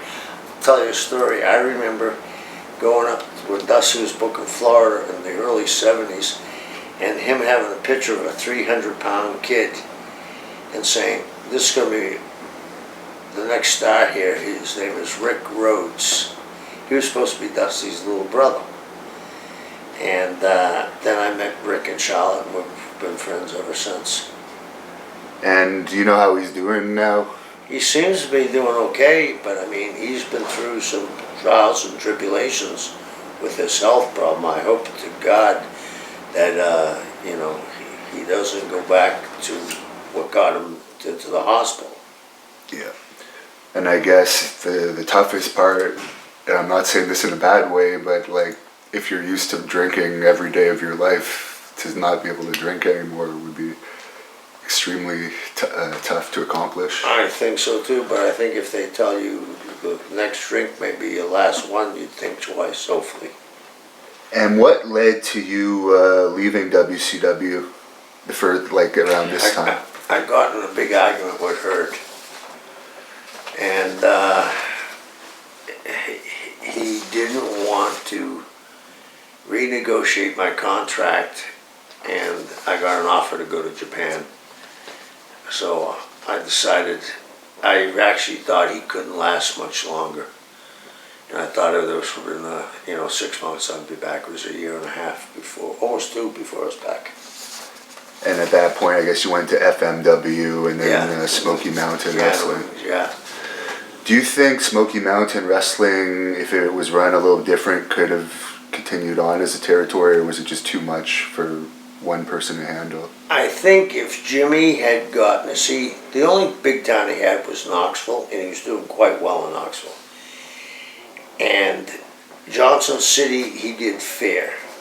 And if he could have gotten Lexington, Louisville, Cincinnati, and Chattanooga, and once in a while went to Birmingham or something, I think he could have done it. I think some of the problem was, which we talked about earlier, was he had some talent here, but here wasn't the greatest. And they had been used to seeing when the Fullos had it from top to bottom. So I think that hurt him a little, and not having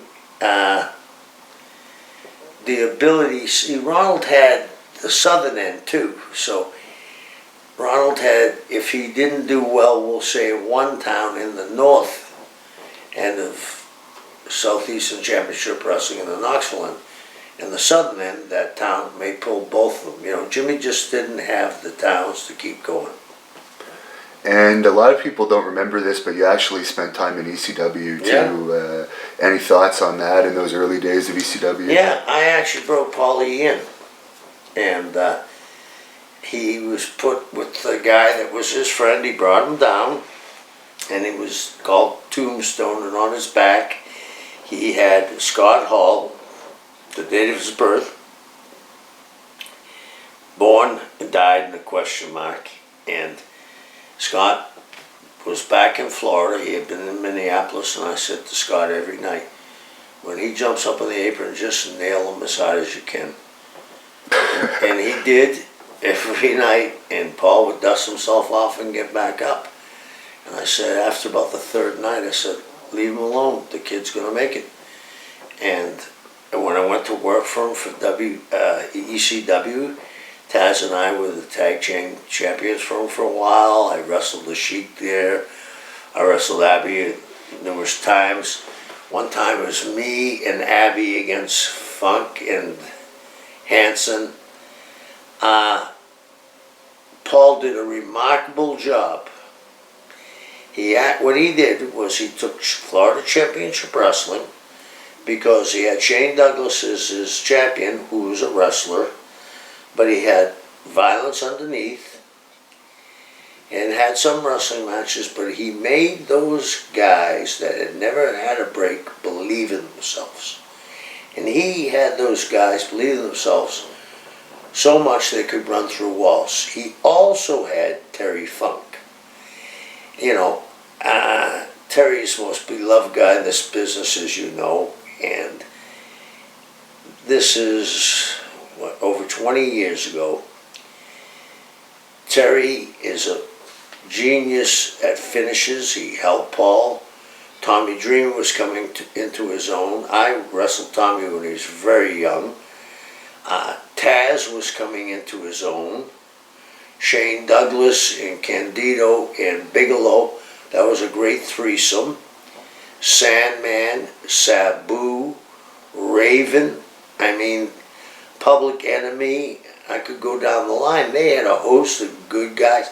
But the guys underneath, like 911, he was a big guy, but he couldn't work. But Paul had him choke slamming guys. I actually stole that from Paul when I gave it to the Giant when he first started. Yeah. Because I figured, can't make a mistake on a choke slam, you know. And Paul did that with 911 and he drew. And then there was the kid from Florida that just recently died, the Shah. He would punch people and go, Shah, Shah, and the whole building would start to say, my problem with what I think Paul did was he tried to expand too fast. He tried to go down to Florida.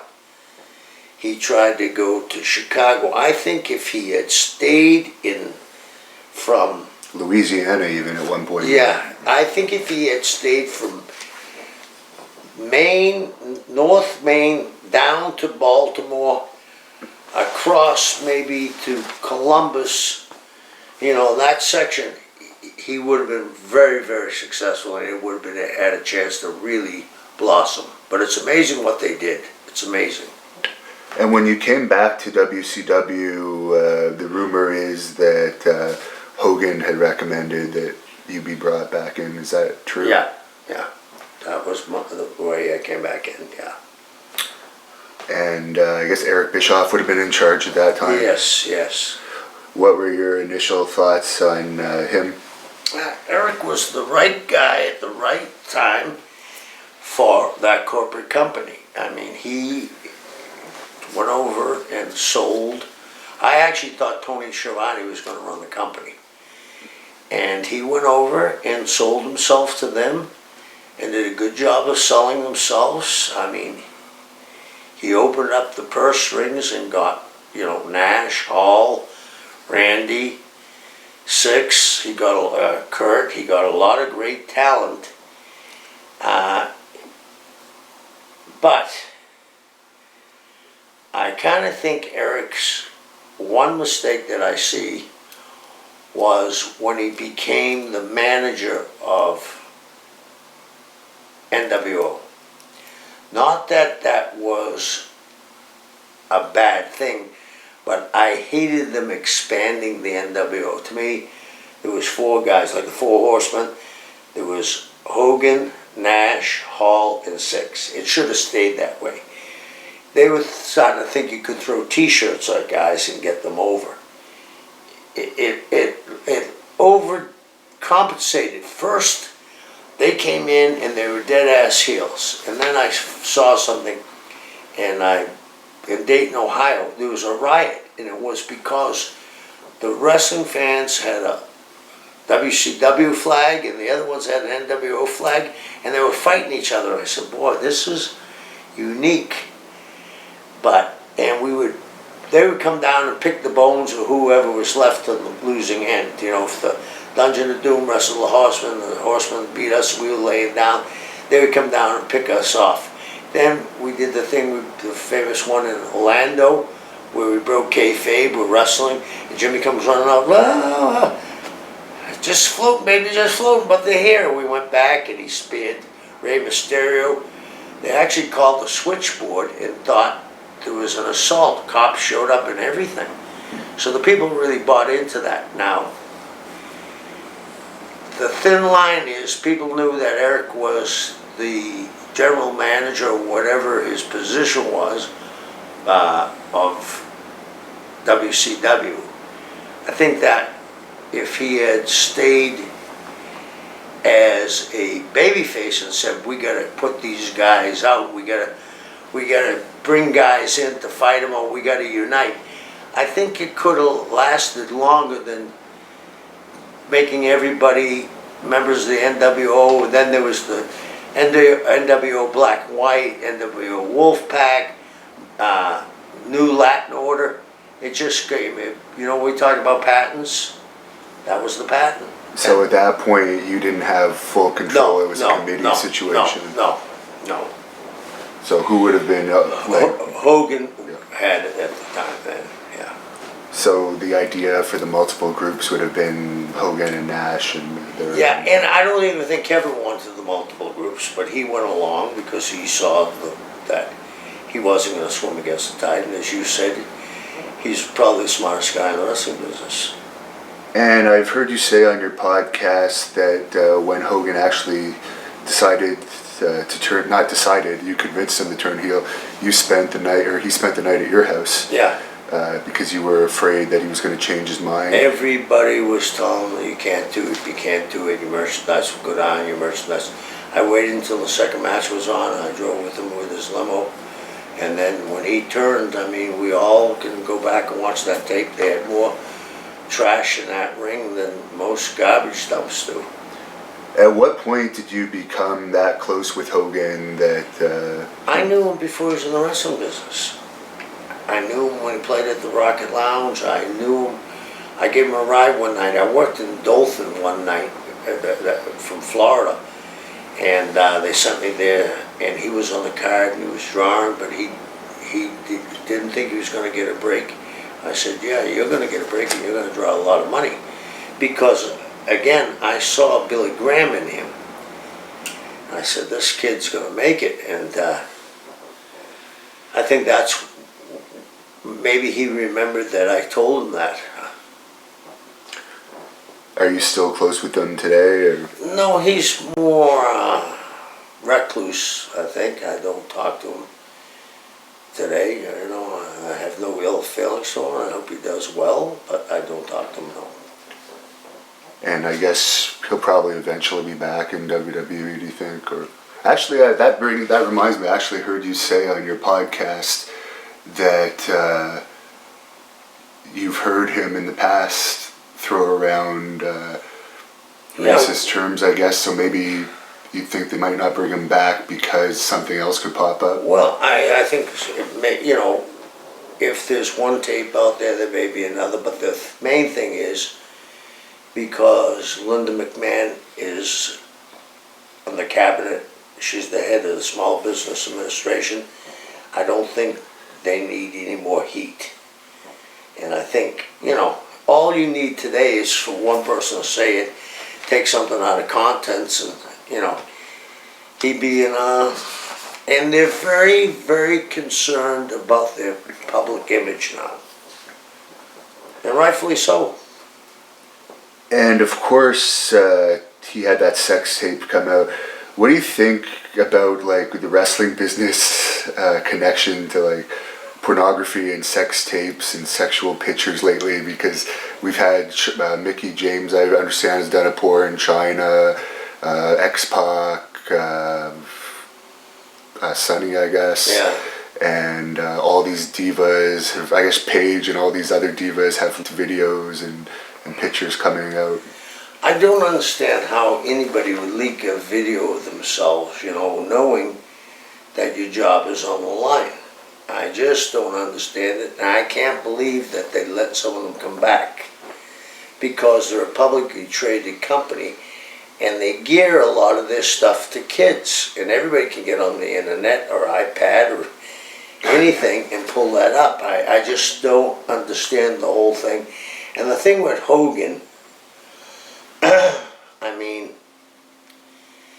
that was Bubba's wife. That thing is very bizarre to me, and I can't understand. I mean, it's just. So wasn't he in the house? What? Wasn't Bubba in the house? Yeah, he was in the house, and I don't know. Maybe Hogan was going through a posing routine too. I mean, that is so. You know, you weren't with us today when we went and did the interview with Cowhead, and he brought that up, you know, and his producer was the one that exposed that. Oh, really? Yeah, because his producer was also Bubba's producer, and Bubba gave him the tapes to hold. Why would you do that? So, I don't know. That's a very strange one. That's beyond me. Yeah, but I guess it paid off in the end. He's getting supposedly a payout or something. Yeah, I'm sure he did, but I'm sure the guy that put the money up is getting a percent, because he didn't have enough money to pay the lawyers or something. Yeah, I'm sure the guy that put the money up took the biggest portion of that. Right, because it only, I believe they settled for like 30 million. So Yeah. Or something like that. And speaking of Hogan, of course, Ed Leslie, I'm sure he's worked for us lots, and he was in WCW.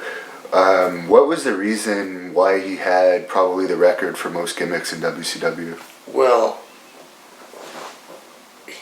Hogan would give him a gimmick to keep him a job. I like Brutus. He's a great guy. But I think he relied on Hogan so much that he thought, oh, Hogan will give me another gimmick if this doesn't work. And they've been best friends for years, so. Not anymore, though. They're enemies now. Yeah, that's amazing to me. Do you know what that caused it? I don't. What he told me is it has something to do with Brutus's new wife. Okay. Yeah. But yeah, no, they're strictly enemies now. At least from the last time we talked to Brutus. Which was your favorite of all those gimmicks? Can I say none of the above? And the one that was actually kind of impressive because he completely changed his look was the Disciple. Absolutely. I saw him one night, and you know how you do a double take? He was standing in the ring, and he had that bronze tan, and he had a six-pack, and he was ripped to the max. I mean, ripped. I'm saying, wow, he looked great. And that was, if he hadn't gone through all those transitions, if he had come in as that, he might have been able to draw some money. And he was put with the Ultimate Warrior. I think you were still in charge at that point. Yeah. What was it like, the whole Ultimate Warrior debacle? See, that Ultimate Warrior thing was Hogan getting the win back. That bothered him, that he did a job for Ultimate Warrior. And that was the whole thing to bring him back. And the business had changed then. You look at the talent I had underneath, there was a lot of wrestling, then we had the violence with NWO, and then here comes the Warrior, and it's completely offsetted to what the wrestling was, but this was Hulk's way of getting the win back, that he put them over at WrestleMania. Strange. You know, he put himself ahead of business. And what was it like? Because I understand that the Warrior went on. He wasn't like paying attention to the timings or anything for TV, and when he would give his speeches, he would just talk for as long as he wanted. He was oblivious to time. His ranting and ravings were that of a lunatic. You know, okay, let's compare this. How does one guy see this guy as the big draw who has very limited experience? I'm not talking ill about the dead, it's just the truth. Very limited experience. His interviews are ranting and raving, and there's no room for superstar Billy Graham. Yeah, exactly. And was there any personal talks that you had or dealings with the Warrior that stand out to you from that time? Say, I knew him when he was a bodybuilder. Mr. George used to train at Doc's gym when I was training. And he was always very pleasant to me. Maybe because I knew him when, but he was off, and he hated Hulk. You've seen the interviews. I mean, he hated him. And I think he was somewhat, even though he was rambling, I think it was, and he rambled up there too, right? I think he, meaning WWE, when he was up there, I think he was doing this to kind of goad Hogan. You know, like, I'm going to take as much time as I want. You got controlling interest in this, so I'm going to try to squash your action here. Yeah.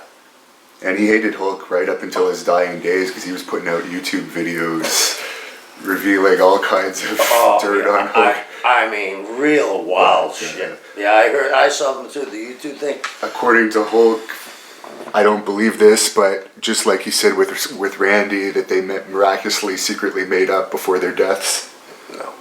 But, and for the match itself, which had to have been one of the worst matches in the pay-per-view history for main events. Any thoughts on that? Yeah, I wanted to get a noose and hang myself. I mean, you know that. It set us back, and I can understand Hulk wanting creative control in his matches, but then it started to drip over, and you know, he let Piper beat him twice, right? Yeah. In a non-title match. Yeah, that didn't make any sense. And we didn't announce it was a non-title on one of the pay-per-views until the week before, or the night off. I mean, it was just, he held grudges, and him and Piper never got along either, you know? So there was three. There was Warrior, Piper, and Randy, and I don't think they were miraculously made up. Oh, I know for a fact, because at one point I was friends with Lanny Poffo, that there's no way Randy made up with Hogan, because he despised Hogan at the time of his death. Yeah. But same with WWE. I don't think Randy would have been too happy that Lanny gave the blessing to go in the Hall of Fame. I'm not sure about that one either. Yeah. And I think Lanny did it out of the goodness of his heart because he wanted his brother in there. I'm sure he also got a good payment out of it. Yeah. And before delay with Randy, I'm sure you knew him. Any thoughts on the years that you knew him? Yeah, I mean, again, I was there when Randy was coming into WWWF under a mask doing jobs when he was playing baseball in the Cincinnati Reds organization. And this is how intense the guy was. He was a catcher. And there was a collision at the plate, and he broke his right arm, which was his all catchers right-handed, catch with the left hand and throw with the right. He would throw with his left hand 10,000 tennis balls a day against the backboard. And he learned to be a left-handed first baseman. That's intensity. And then I hadn't seen Randy when he was with WCW and he left for a while, or he took time off. You remember? And he came back. Yeah. The Spider-Man movie. Yeah, he was massive. I didn't even recognize him. And I've known Randy for. Randy and I were in a bodybuilding contest together. I showed him how to draw the abs on. I was an open. He was a novice. I mean, so and Randy and I were very good friends. Randy was a good guy to me. And I guess you both live in Florida, so you ran into each other. Yeah. And just to quickly go through the Dungeon of Doom gimmick, which I actually liked. Yeah. Was that, I guess, Hulk Hogan had something to do with that? He wanted a group of cartoonish people in the front. Here's what it was. I manipulated that too because I had to get his faith because he was the one that suggested me for the job. I'll never forget, in Chicago, he had a black shirt on, Hogan. He was just going to do an interview. Black bandana, black crucifix on, and he comes out and the whole building is booing him. And Mean Gene was on top of things so strongly, he said, "You can see it's a solemn mood tonight. The people are upset over the NWO, right?" And I said, "Oh, I got to turn him now. I should have turned him as he came in." But I gave him the guys that he had worked with before, that he was comfortable around, that were easy to work for him. You know, he didn't like to get touched, you know what I mean? You and him would have been oil and water. He doesn't like, and these guys were his friends. You know, Ed Leslie, the Shark, you know, John Tenta, Ming, I guess. Ming was, you know, Ming was looking out for him if they ever went out. You know, Barb, and then that group kept on growing and growing and growing. A lot of times, and I look back fondly at it sometimes, but when I was doing it, I felt like I was coming out of the clown car, you know, because I had been such a staunch heel that I'm got all these characters around me, and it didn't work. But in the long run, it did because I talked him into turning heel. For Ming, everyone always loves to hear the stories about Ming. Do you have any stories on Ming? Yeah, I've told the story, and I saw him today. I'm actually wrestling him next year, so. Oh, good. Yes, you guys I issued the challenge today. Yeah. And it seems like he's going to accept. You guys will have a great match. I never thought the Goozle was a real deal. We were coming out of, I think it was Houma, Louisiana. I know it was Houma, Louisiana. And it was a back road back to get to the interstate. And there, it was in the middle of nowhere. And we saw a bar, and the guys wanted to get beer. I did too. And you could buy beer in a bar to take. So we order beer to go. The girl's getting our order, and out of the corner of my eye, I see Ming at the bar, and he takes a double Jack Daniels and goes, "Fool." I said, "Oh, hurry up, miss, please." Next thing he goes, he puts some money on the pool table, and two guys are playing pool. And they said, "Hey, we don't let ends play here. And the guy, and Ming said something to the guy, and the guy came over, and Ming goozled him, and as he was dropping him, he grabbed the guy by the shirt and pulled it up and bit him like a werewolf and spit it out. And the other guy hit him with a pool stick, and he turned around, grabbed the guy like he was going to kiss him by the head, and bit off his nose and spit it on the floor. I said, forget about the beer. We got into the car, and I'm driving as fast as I can to get to the interstate. I said, I saw a field, like something was growing, but it was a dirt road. I drove halfway down it, turned the car around, shut the lights off, and we're waiting. About 4 minutes later, bing, 5 or 6 cop cars go by. I said, boys, it looks like a dry night, and we're going to be sitting here for a while. I sat for about 45 minutes, and then they came back the other way. I came out and rather heading toward the interstate. I looked at the map. I went back to Homer and went up and around. It took us like forever to get back. J.J. Dillon said to me today, if I was ever in a foxhole and they were attacking me and I didn't have a gun, that's who I want beside me. You know, the legend now has become bigger and bigger and bigger and bigger, but he was a very, very dangerous man. You know, ask Jesse Barr. Jesse Barr doesn't have an eye. Yeah, that was the infamous Barr incident with him. He got in a lot. Jesse Barr was a bit of a troublemaker. He got in a few scraps and wasn't successful. Yeah, he thought he was much tougher than he was, and he definitely picked the wrong guy. I think he started the whole thing when the Rockers got fired too in '88 in WWE. He caused like that whole incident. Yeah, I could see that. He was getting them going. And Vader spent a very short time in the Dungeon of Doom. Why was it so short? He just didn't fit in? Or? No, they gave me Vader, and I said, no, this guy needs to be by himself. I mean, Vader drew money. You know Vader. He drew money. He was believable. I'm going to tell you a story that I've never said. Vader went downhill, and I saw it happen in 3 seconds. After this incident, he was never Big Van Vader again. I'm waiting for Vader to cut a promo. He can tell his story. I saw it. He did actually tell us the story. I don't know if you saw that, his version to us, but... I'll tell you the story. I was there. Paul comes to me and said, he's getting dressed. I said, we're going to start TV in a half hour, and these guys, Union production company, they got to have a break.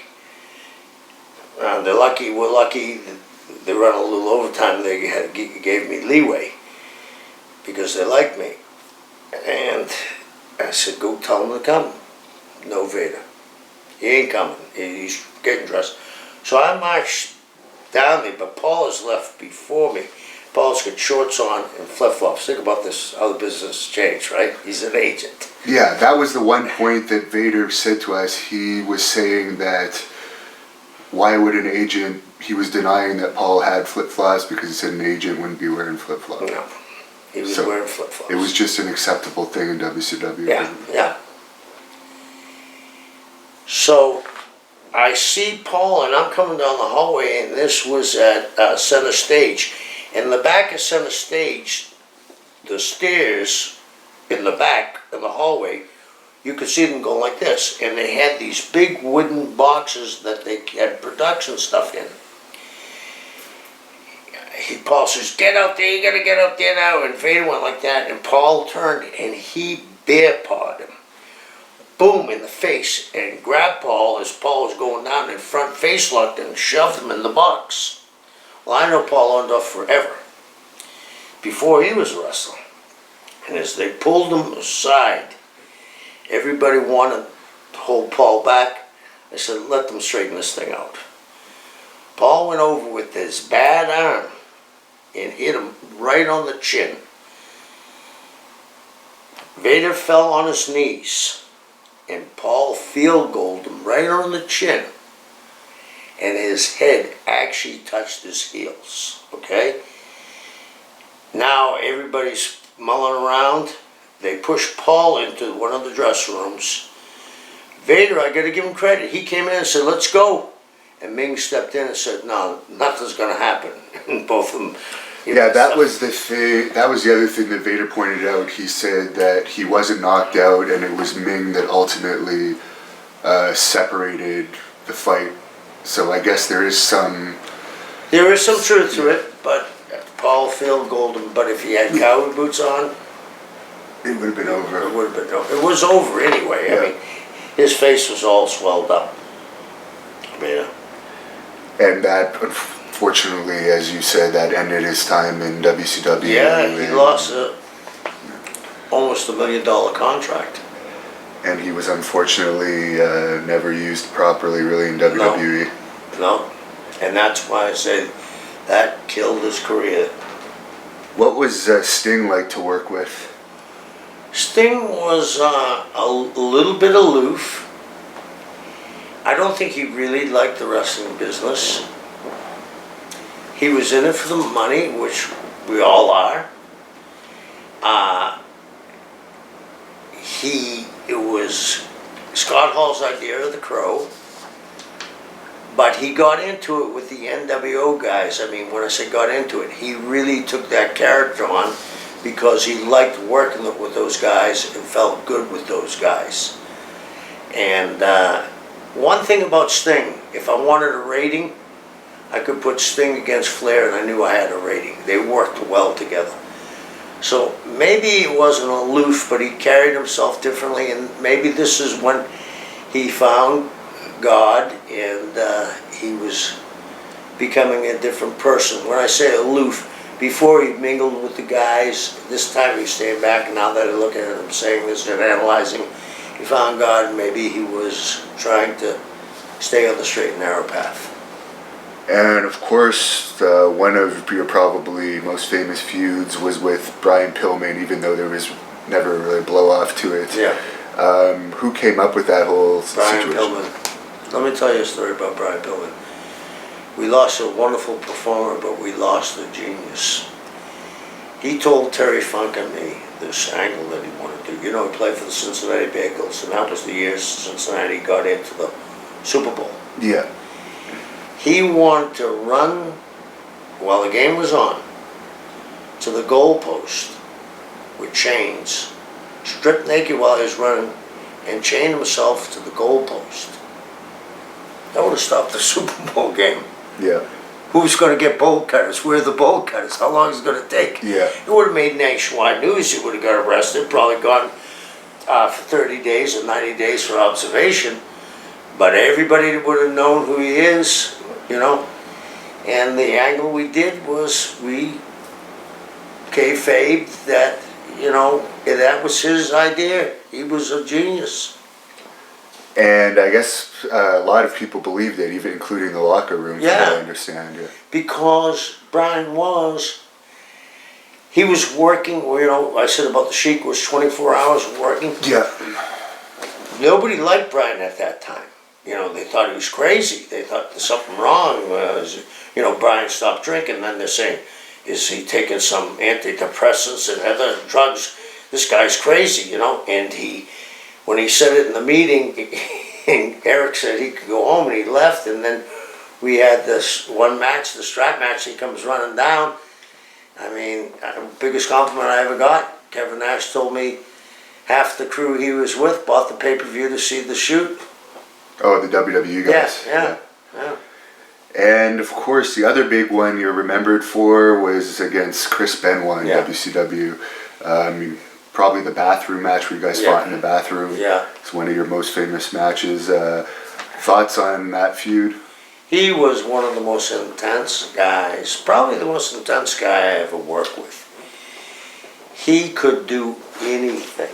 I mean, the bathroom match was intense. I had a match with him in San Francisco.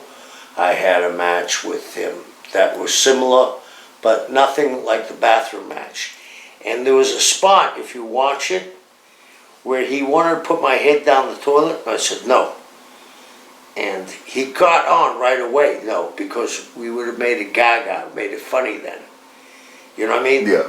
So he was smart enough, even at that stage of the business, to understand, oh, he's right, you know, a lot of guys would have said later on, why didn't you let me do it? He knew. He just said, yeah, you're right, that was not the thing to do. He was an intense performer, and, you know, he was one of the best. I guess that must have been awkward a little bit, wrestling him with everything that happened, I guess, with your wife. Well, people don't, you know, the thing is, my friends know this, we weren't living together for 8 months. Okay. So, I didn't think I knew she was going to end up with somebody, because I wasn't going to be staying there, and I didn't know it was going to be Chris. You know, he had a 2-week-old baby when this thing all transpired, but... Oh, with another woman? With his wife, with yeah. His wife, yeah. Yeah, oh, I didn't know he had a kid. 2 kids. Oh. So... well, I guess that wife got easy, just getting cheated on. It's probably the thing that sticks out about wrestling, that everybody still... It still hurts everybody, because I think about this. I had a sister-in-law die just recently. When you lose someone close to you, I always think of her mother and father, but I've seen, we mentioned this, Benoit's father. You know, you can see the pain and grief. That's a hard thing to carry the rest of your life. I guess Nancy, there was, what, a restraining order of some type filed for or applied for shortly before the incident occurred. You know, at that period, I was so far removed from the wrestling business. I was living in the Keys. I had the gym. I hadn't gone out and done anything. And I remember Teddy Long calling me and telling me. And I was shocked. I was shocked. So I didn't know what was going on in their lives. So I can't surmise what happened. But it's a tragedy because, you know, it's a human life, and the people that are gone, can never come back, but the people that were left, Benoit's other children, Benoit's ex-wife, his mother, his father, Nancy's sister, who can't have children, that means her mother and father can never have grandkids. It's a tough thing. It's a tough thing. And the horror that the poor child would have gone through that night was just unimaginable. That's why I don't understand the people that still stick up for him, because that's a pretty monstrous thing to do. It's a monstrous thing to do, but some of us want to believe our heroes are heroes, not human beings, and anything can happen to people, I think. Yeah. Sometimes people... We don't know if drugs were involved, alcohol, somebody snapped. Well, we do know he was on a lot of drugs. He was on a lot of, because it was found in his house, and it was clear that he was on a lot of steroids by his body, the way his body looked, and by this stuff that was found in his house, I guess. What about all these fools out there that claim that you're somehow the true culprit? Well, it's this way. Conspiracy theory people, and I believe there's some conspiracies, but because he was such a fabulous wrestler, you don't want to believe it. You know, you want to look at something else. And the one that gets me is, well, he's in the Church of Satan. Come on. I go to church. I'm a Catholic. I go to church on Sundays and discuss shit with my priest. But if they have to believe it, it doesn't bother me, because maybe that's how they sleep at night. Maybe they don't want to see their hero as what that happened. It's a horrible thing. And as you also mentioned, you explained it well, but you were broken up, where you weren't living together with for 8 months, and this death occurred years later, and why would you have anything to do with the kid? Yeah. But yeah, that's a terrible tragedy. And just the final thing on Benoit, I guess you lost your, retirement match to Benoit. Yeah. I guess that was so you could focus on booking. Right. And I wanted to do it for him.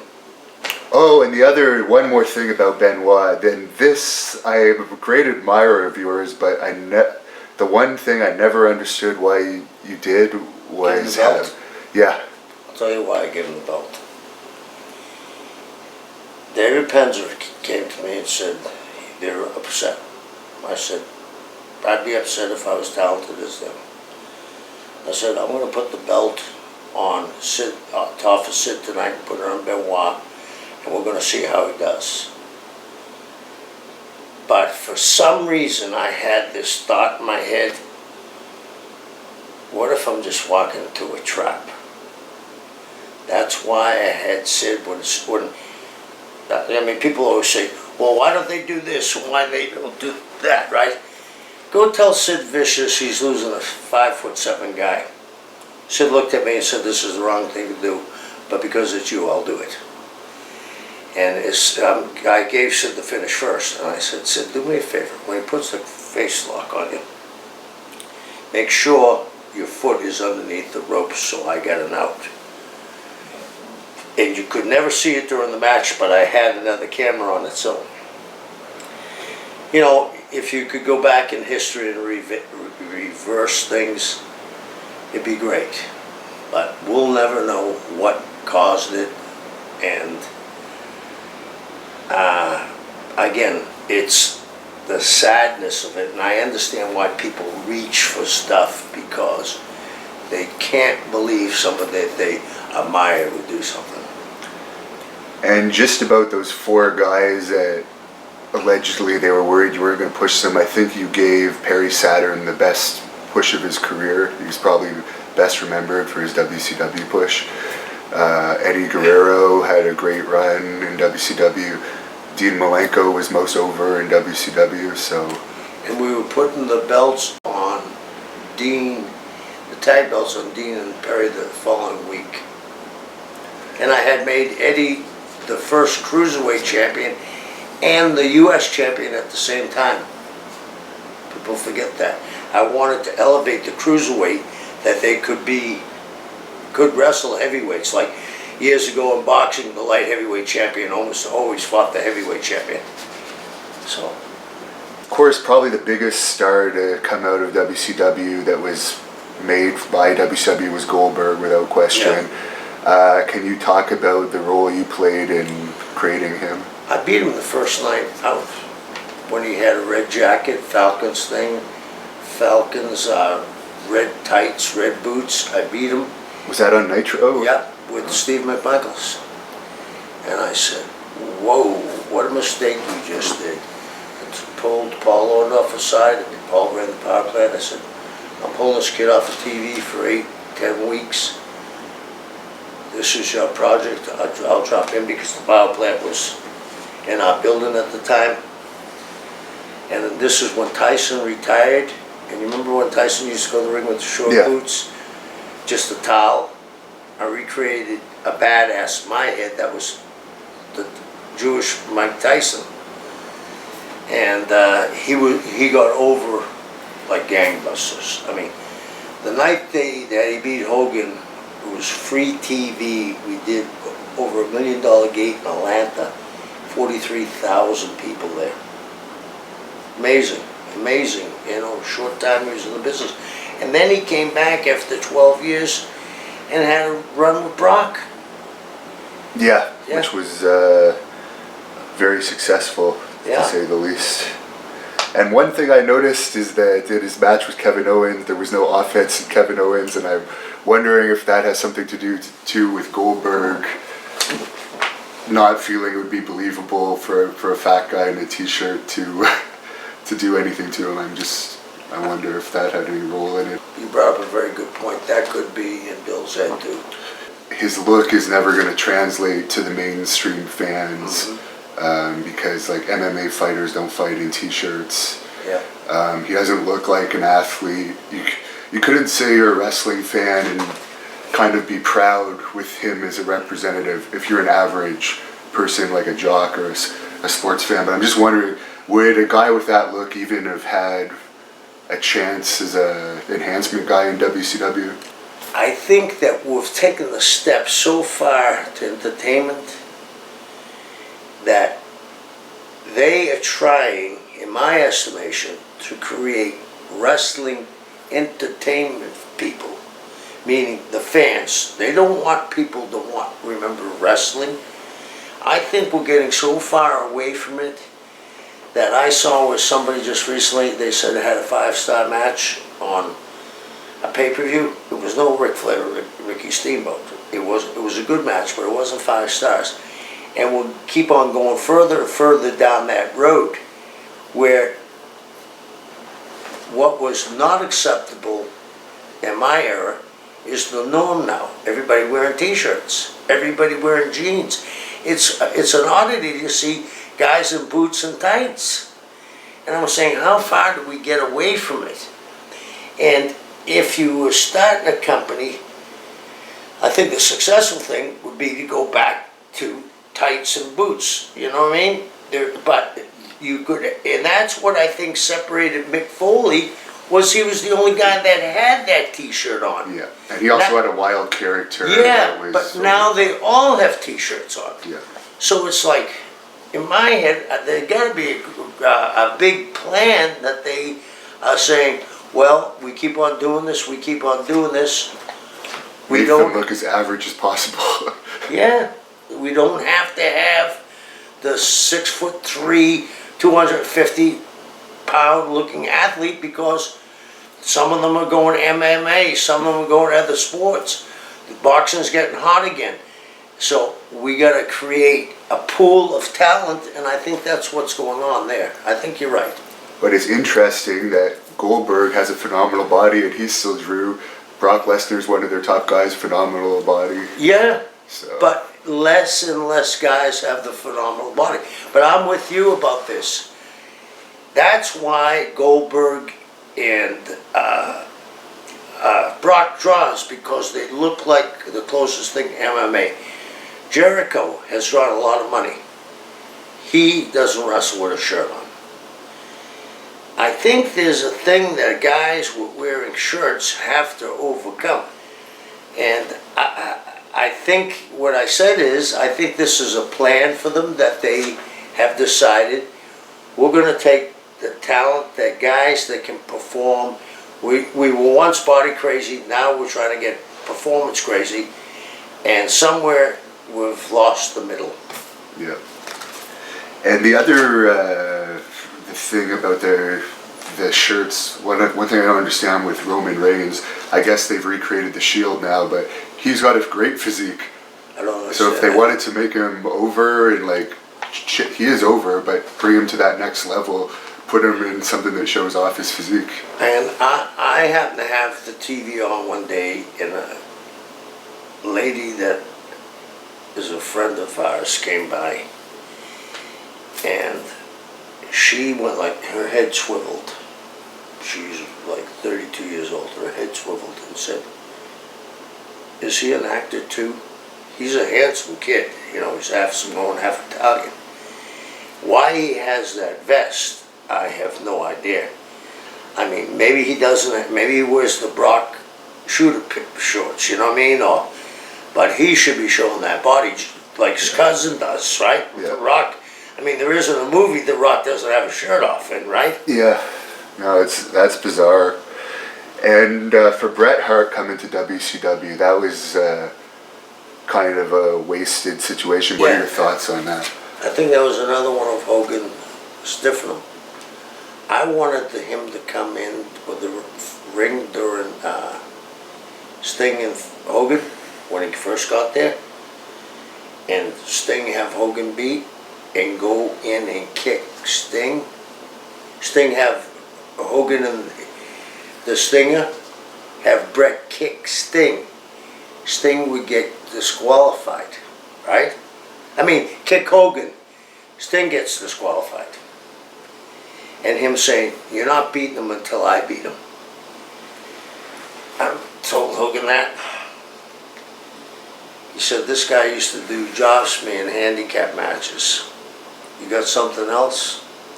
He still saw Bret with Neidhart doing handicap matches. You know the famous story with Brett, that's what you thought you heard? Yeah. He had a lot of issues with people, you know. The finger poke of doom. Everybody blames Nash. He didn't want to work with Nash. Hogan didn't want to work with Nash? No. He didn't want to wrestle Nash. He liked working with him, but that's the easiest way to get the belt, right? Isn't that like saying, you know, you're the man? That's what they did, and you know, we talk about Randy had a problem with, or Piper had a problem with. Brett comes out and talks about it all the time that he had a problem with. There were certain people that Hogan looked at as below him, and Brett was one of them. And what led to you being taken out of the booking committee in WCW? Well, when Russo and Ed Ferrara came in, they brought me in as like an observer, and I went to JJ and I said, if you watch the show, it looks like a sitcom. So when they sent them home, they had a meeting, and Brad Siegel said to me and JJ, how are you going to turn this around next week? And I proceeded to tell them, well, we need to get Goldberg back on his feet. They turned him heel. We need to make him a killer. We need to bring up some of these younger guys, blah, blah, blah. He said, that's not going to be good enough. It's not going to be a week. I had just signed my contract. I went home for 3 years and got paid. And what are your thoughts on the Vince Russo debacle in WCW? Here's the one that gets me. When Dusty put the belt on him, there was a stick, right?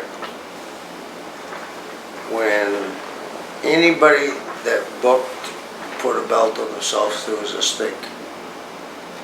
Russo won the world title. I didn't hear anybody complain. You know, they kind of went along with it for a while. And then we have, and I understand what he was doing, shock TV. But you can't take it to that level. I think that was what started to chip away with the business. And what did you think of that angle with him and Jeff Jarrett and Hulk Hogan in Daytona Beach? That was a work. They knew what they were going to do. Yeah. Jeff didn't want to do a job for them. And then Russo went and cut that promo, but they had worked it out early, and I got that right from Jimmy Hart. And what are your thoughts on Jeff Jarrett? Vince Russo obviously loved the guy. Yeah, I like Jeff, but at that time, there was so much talent there. How could I justify, you know, he wanted to be world heavyweight champion. How could I justify him beating Goldberg, who was half-assed, you know, people half-assed believed him was legit. How could Jeff have beaten him with a guitar? You know, how they beat him that night with the taser and the handcuffs and all this shit. I begged them. Here's the finish I came up with.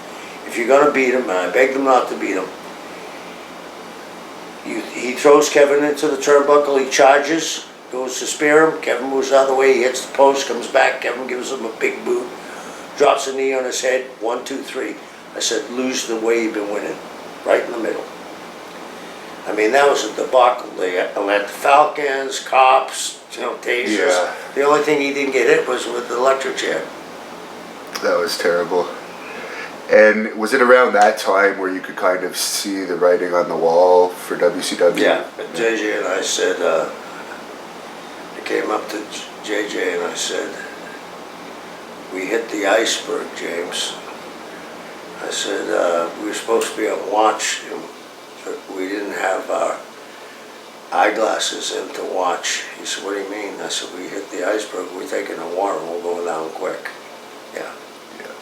When when WCW was eventually sold, are you surprised that WWE bought it for such a small price? No. Brad Siegel, the guy that was the head of the entertainment department, and Vince's lawyer were college roommates. I think the fix was in. That was 37 years of television programming. And if Eric Bischoff's Fusion Media deal had gone through that he allegedly had to buy WCW, do you think he would have had success? If he kept the guys that he had, because there were some smart guys there. Kevin's very smart, Scott's very smart, and there were other guys. Raven's very smart. If he had listened to the guys that had been in the trenches before, yeah, I think that they would have been successful. They might not have beaten Vince, but they'd be a viable company. And after WCW went out of business and your contract expired, was there interest from WWE to bring you in on the creative side? Not really. At that period, I had one short meeting with them, but it never panned out, and I went home and started a new life. I built a gym, got into the lobster business for a while, and I was out for about 8 years before I ever did anything back in the business. I did a short run with Knobs with the XWF. And I guess the way that the WWE creative system works today, it probably wouldn't be something that you're very much interested in. Well, because I don't think they're going to listen to reason.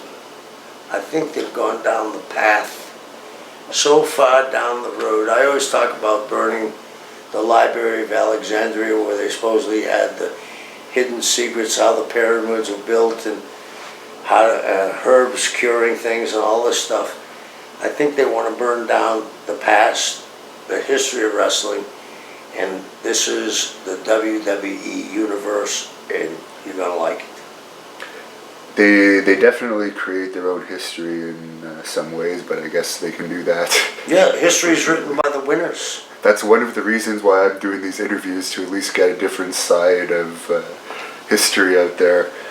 And what would be the best booking advice you could give for a territory in today's day and age if they were wanted to be successful as a territory, someone trying to start a territory? Well, I would find a spoke, a middle ground before you start putting spokes. I would find a town that drew and make that your center and then branch out this way. But they're selling, we'll say they're selling Lincolns, sell Harley Davidsons. They're selling entertainment, go back to more sports orientated. And I guess you had a little run in Ring of Honor. We don't really get it in Canada, so yeah. I didn't see much of it other than a promo that's on the internet. What was your relationship with them all about? Well, Steve Carino at one time I thought was going to get the book. They came to me and asked me.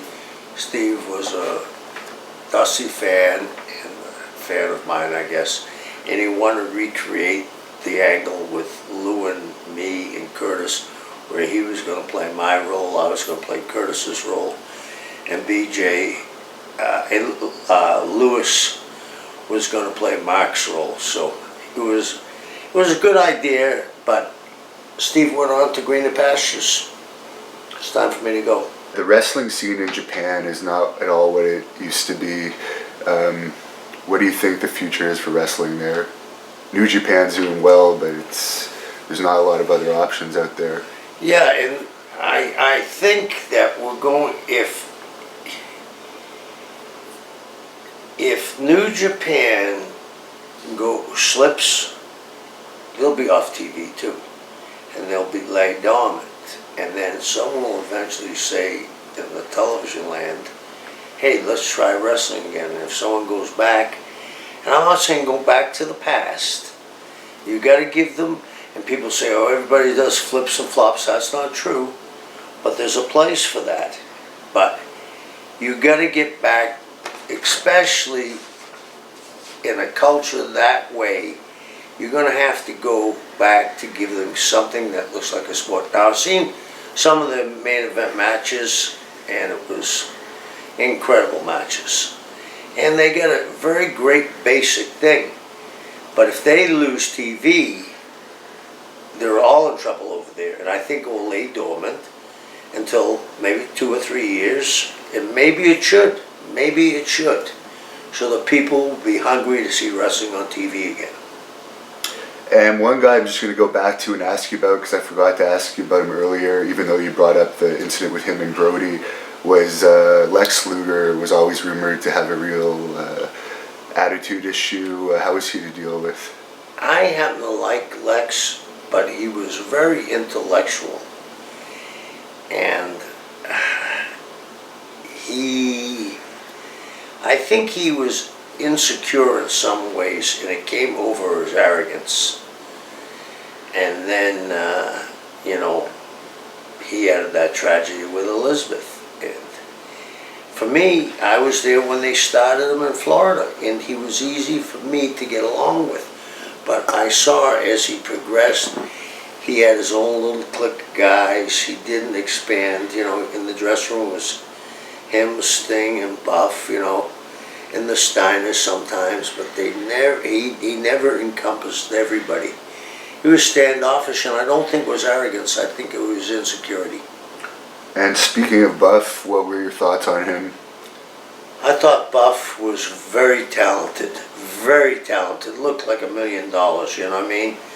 At that time, at first I wasn't for the hat, but then I remember Dusty making promos with that hat, you know what I mean? I would have liked him to have the hat without the spray paint. That spray paint to me looks, like graffiti against the wall. It just doesn't work. And he's a talented guy. He's a talented guy. It looked like $1 million. And Scott Steiner, we've used him quite a few times in our company, and he was going a little crazy towards the end of WCW though. Yeah. With some of his promos. I think he was frustrated too, you know what I mean? It was frustrating. And Rick burnt him in a match one time, years and years ago, the first match they ever had for the title. I'm talking about 89. Oh, Rick Flair, yeah. Yeah, 89, where he blew the kid up because Flair was in such great ring shape. And Scott never forgave him for that. And he has a point, Rick was supposed to make the kid look good, and he didn't. And there's a lot of frustration in the wrestling business, and we know we're dealing with all kinds of personalities, and Scott has a short fuse. He ran a guy over, right? In Georgia, didn't he? A guy. I haven't heard that story, but... Remember the guy that was working on the road and told him to stop? Bumped into the guy. I'm going to have to look that one up. But he bumped into a guy. But I mean... I know there was some... I think Rick told us about it in his shoot interview. There was a restraining order against Hogan for something recently. Oh, yeah. He threatened... he went and saw Hogan's wife. He didn't threaten Hogan's wife. He told his wife they was going to beat Hogan up, and WWE got a restraining order against him. I'm not sure if you have any social media or not. I don't. So if there is someone claiming to be you out there, it's yeah, there's 4 of them out there claiming to be me. And then after that happened, there was actually 5 now. There's 4.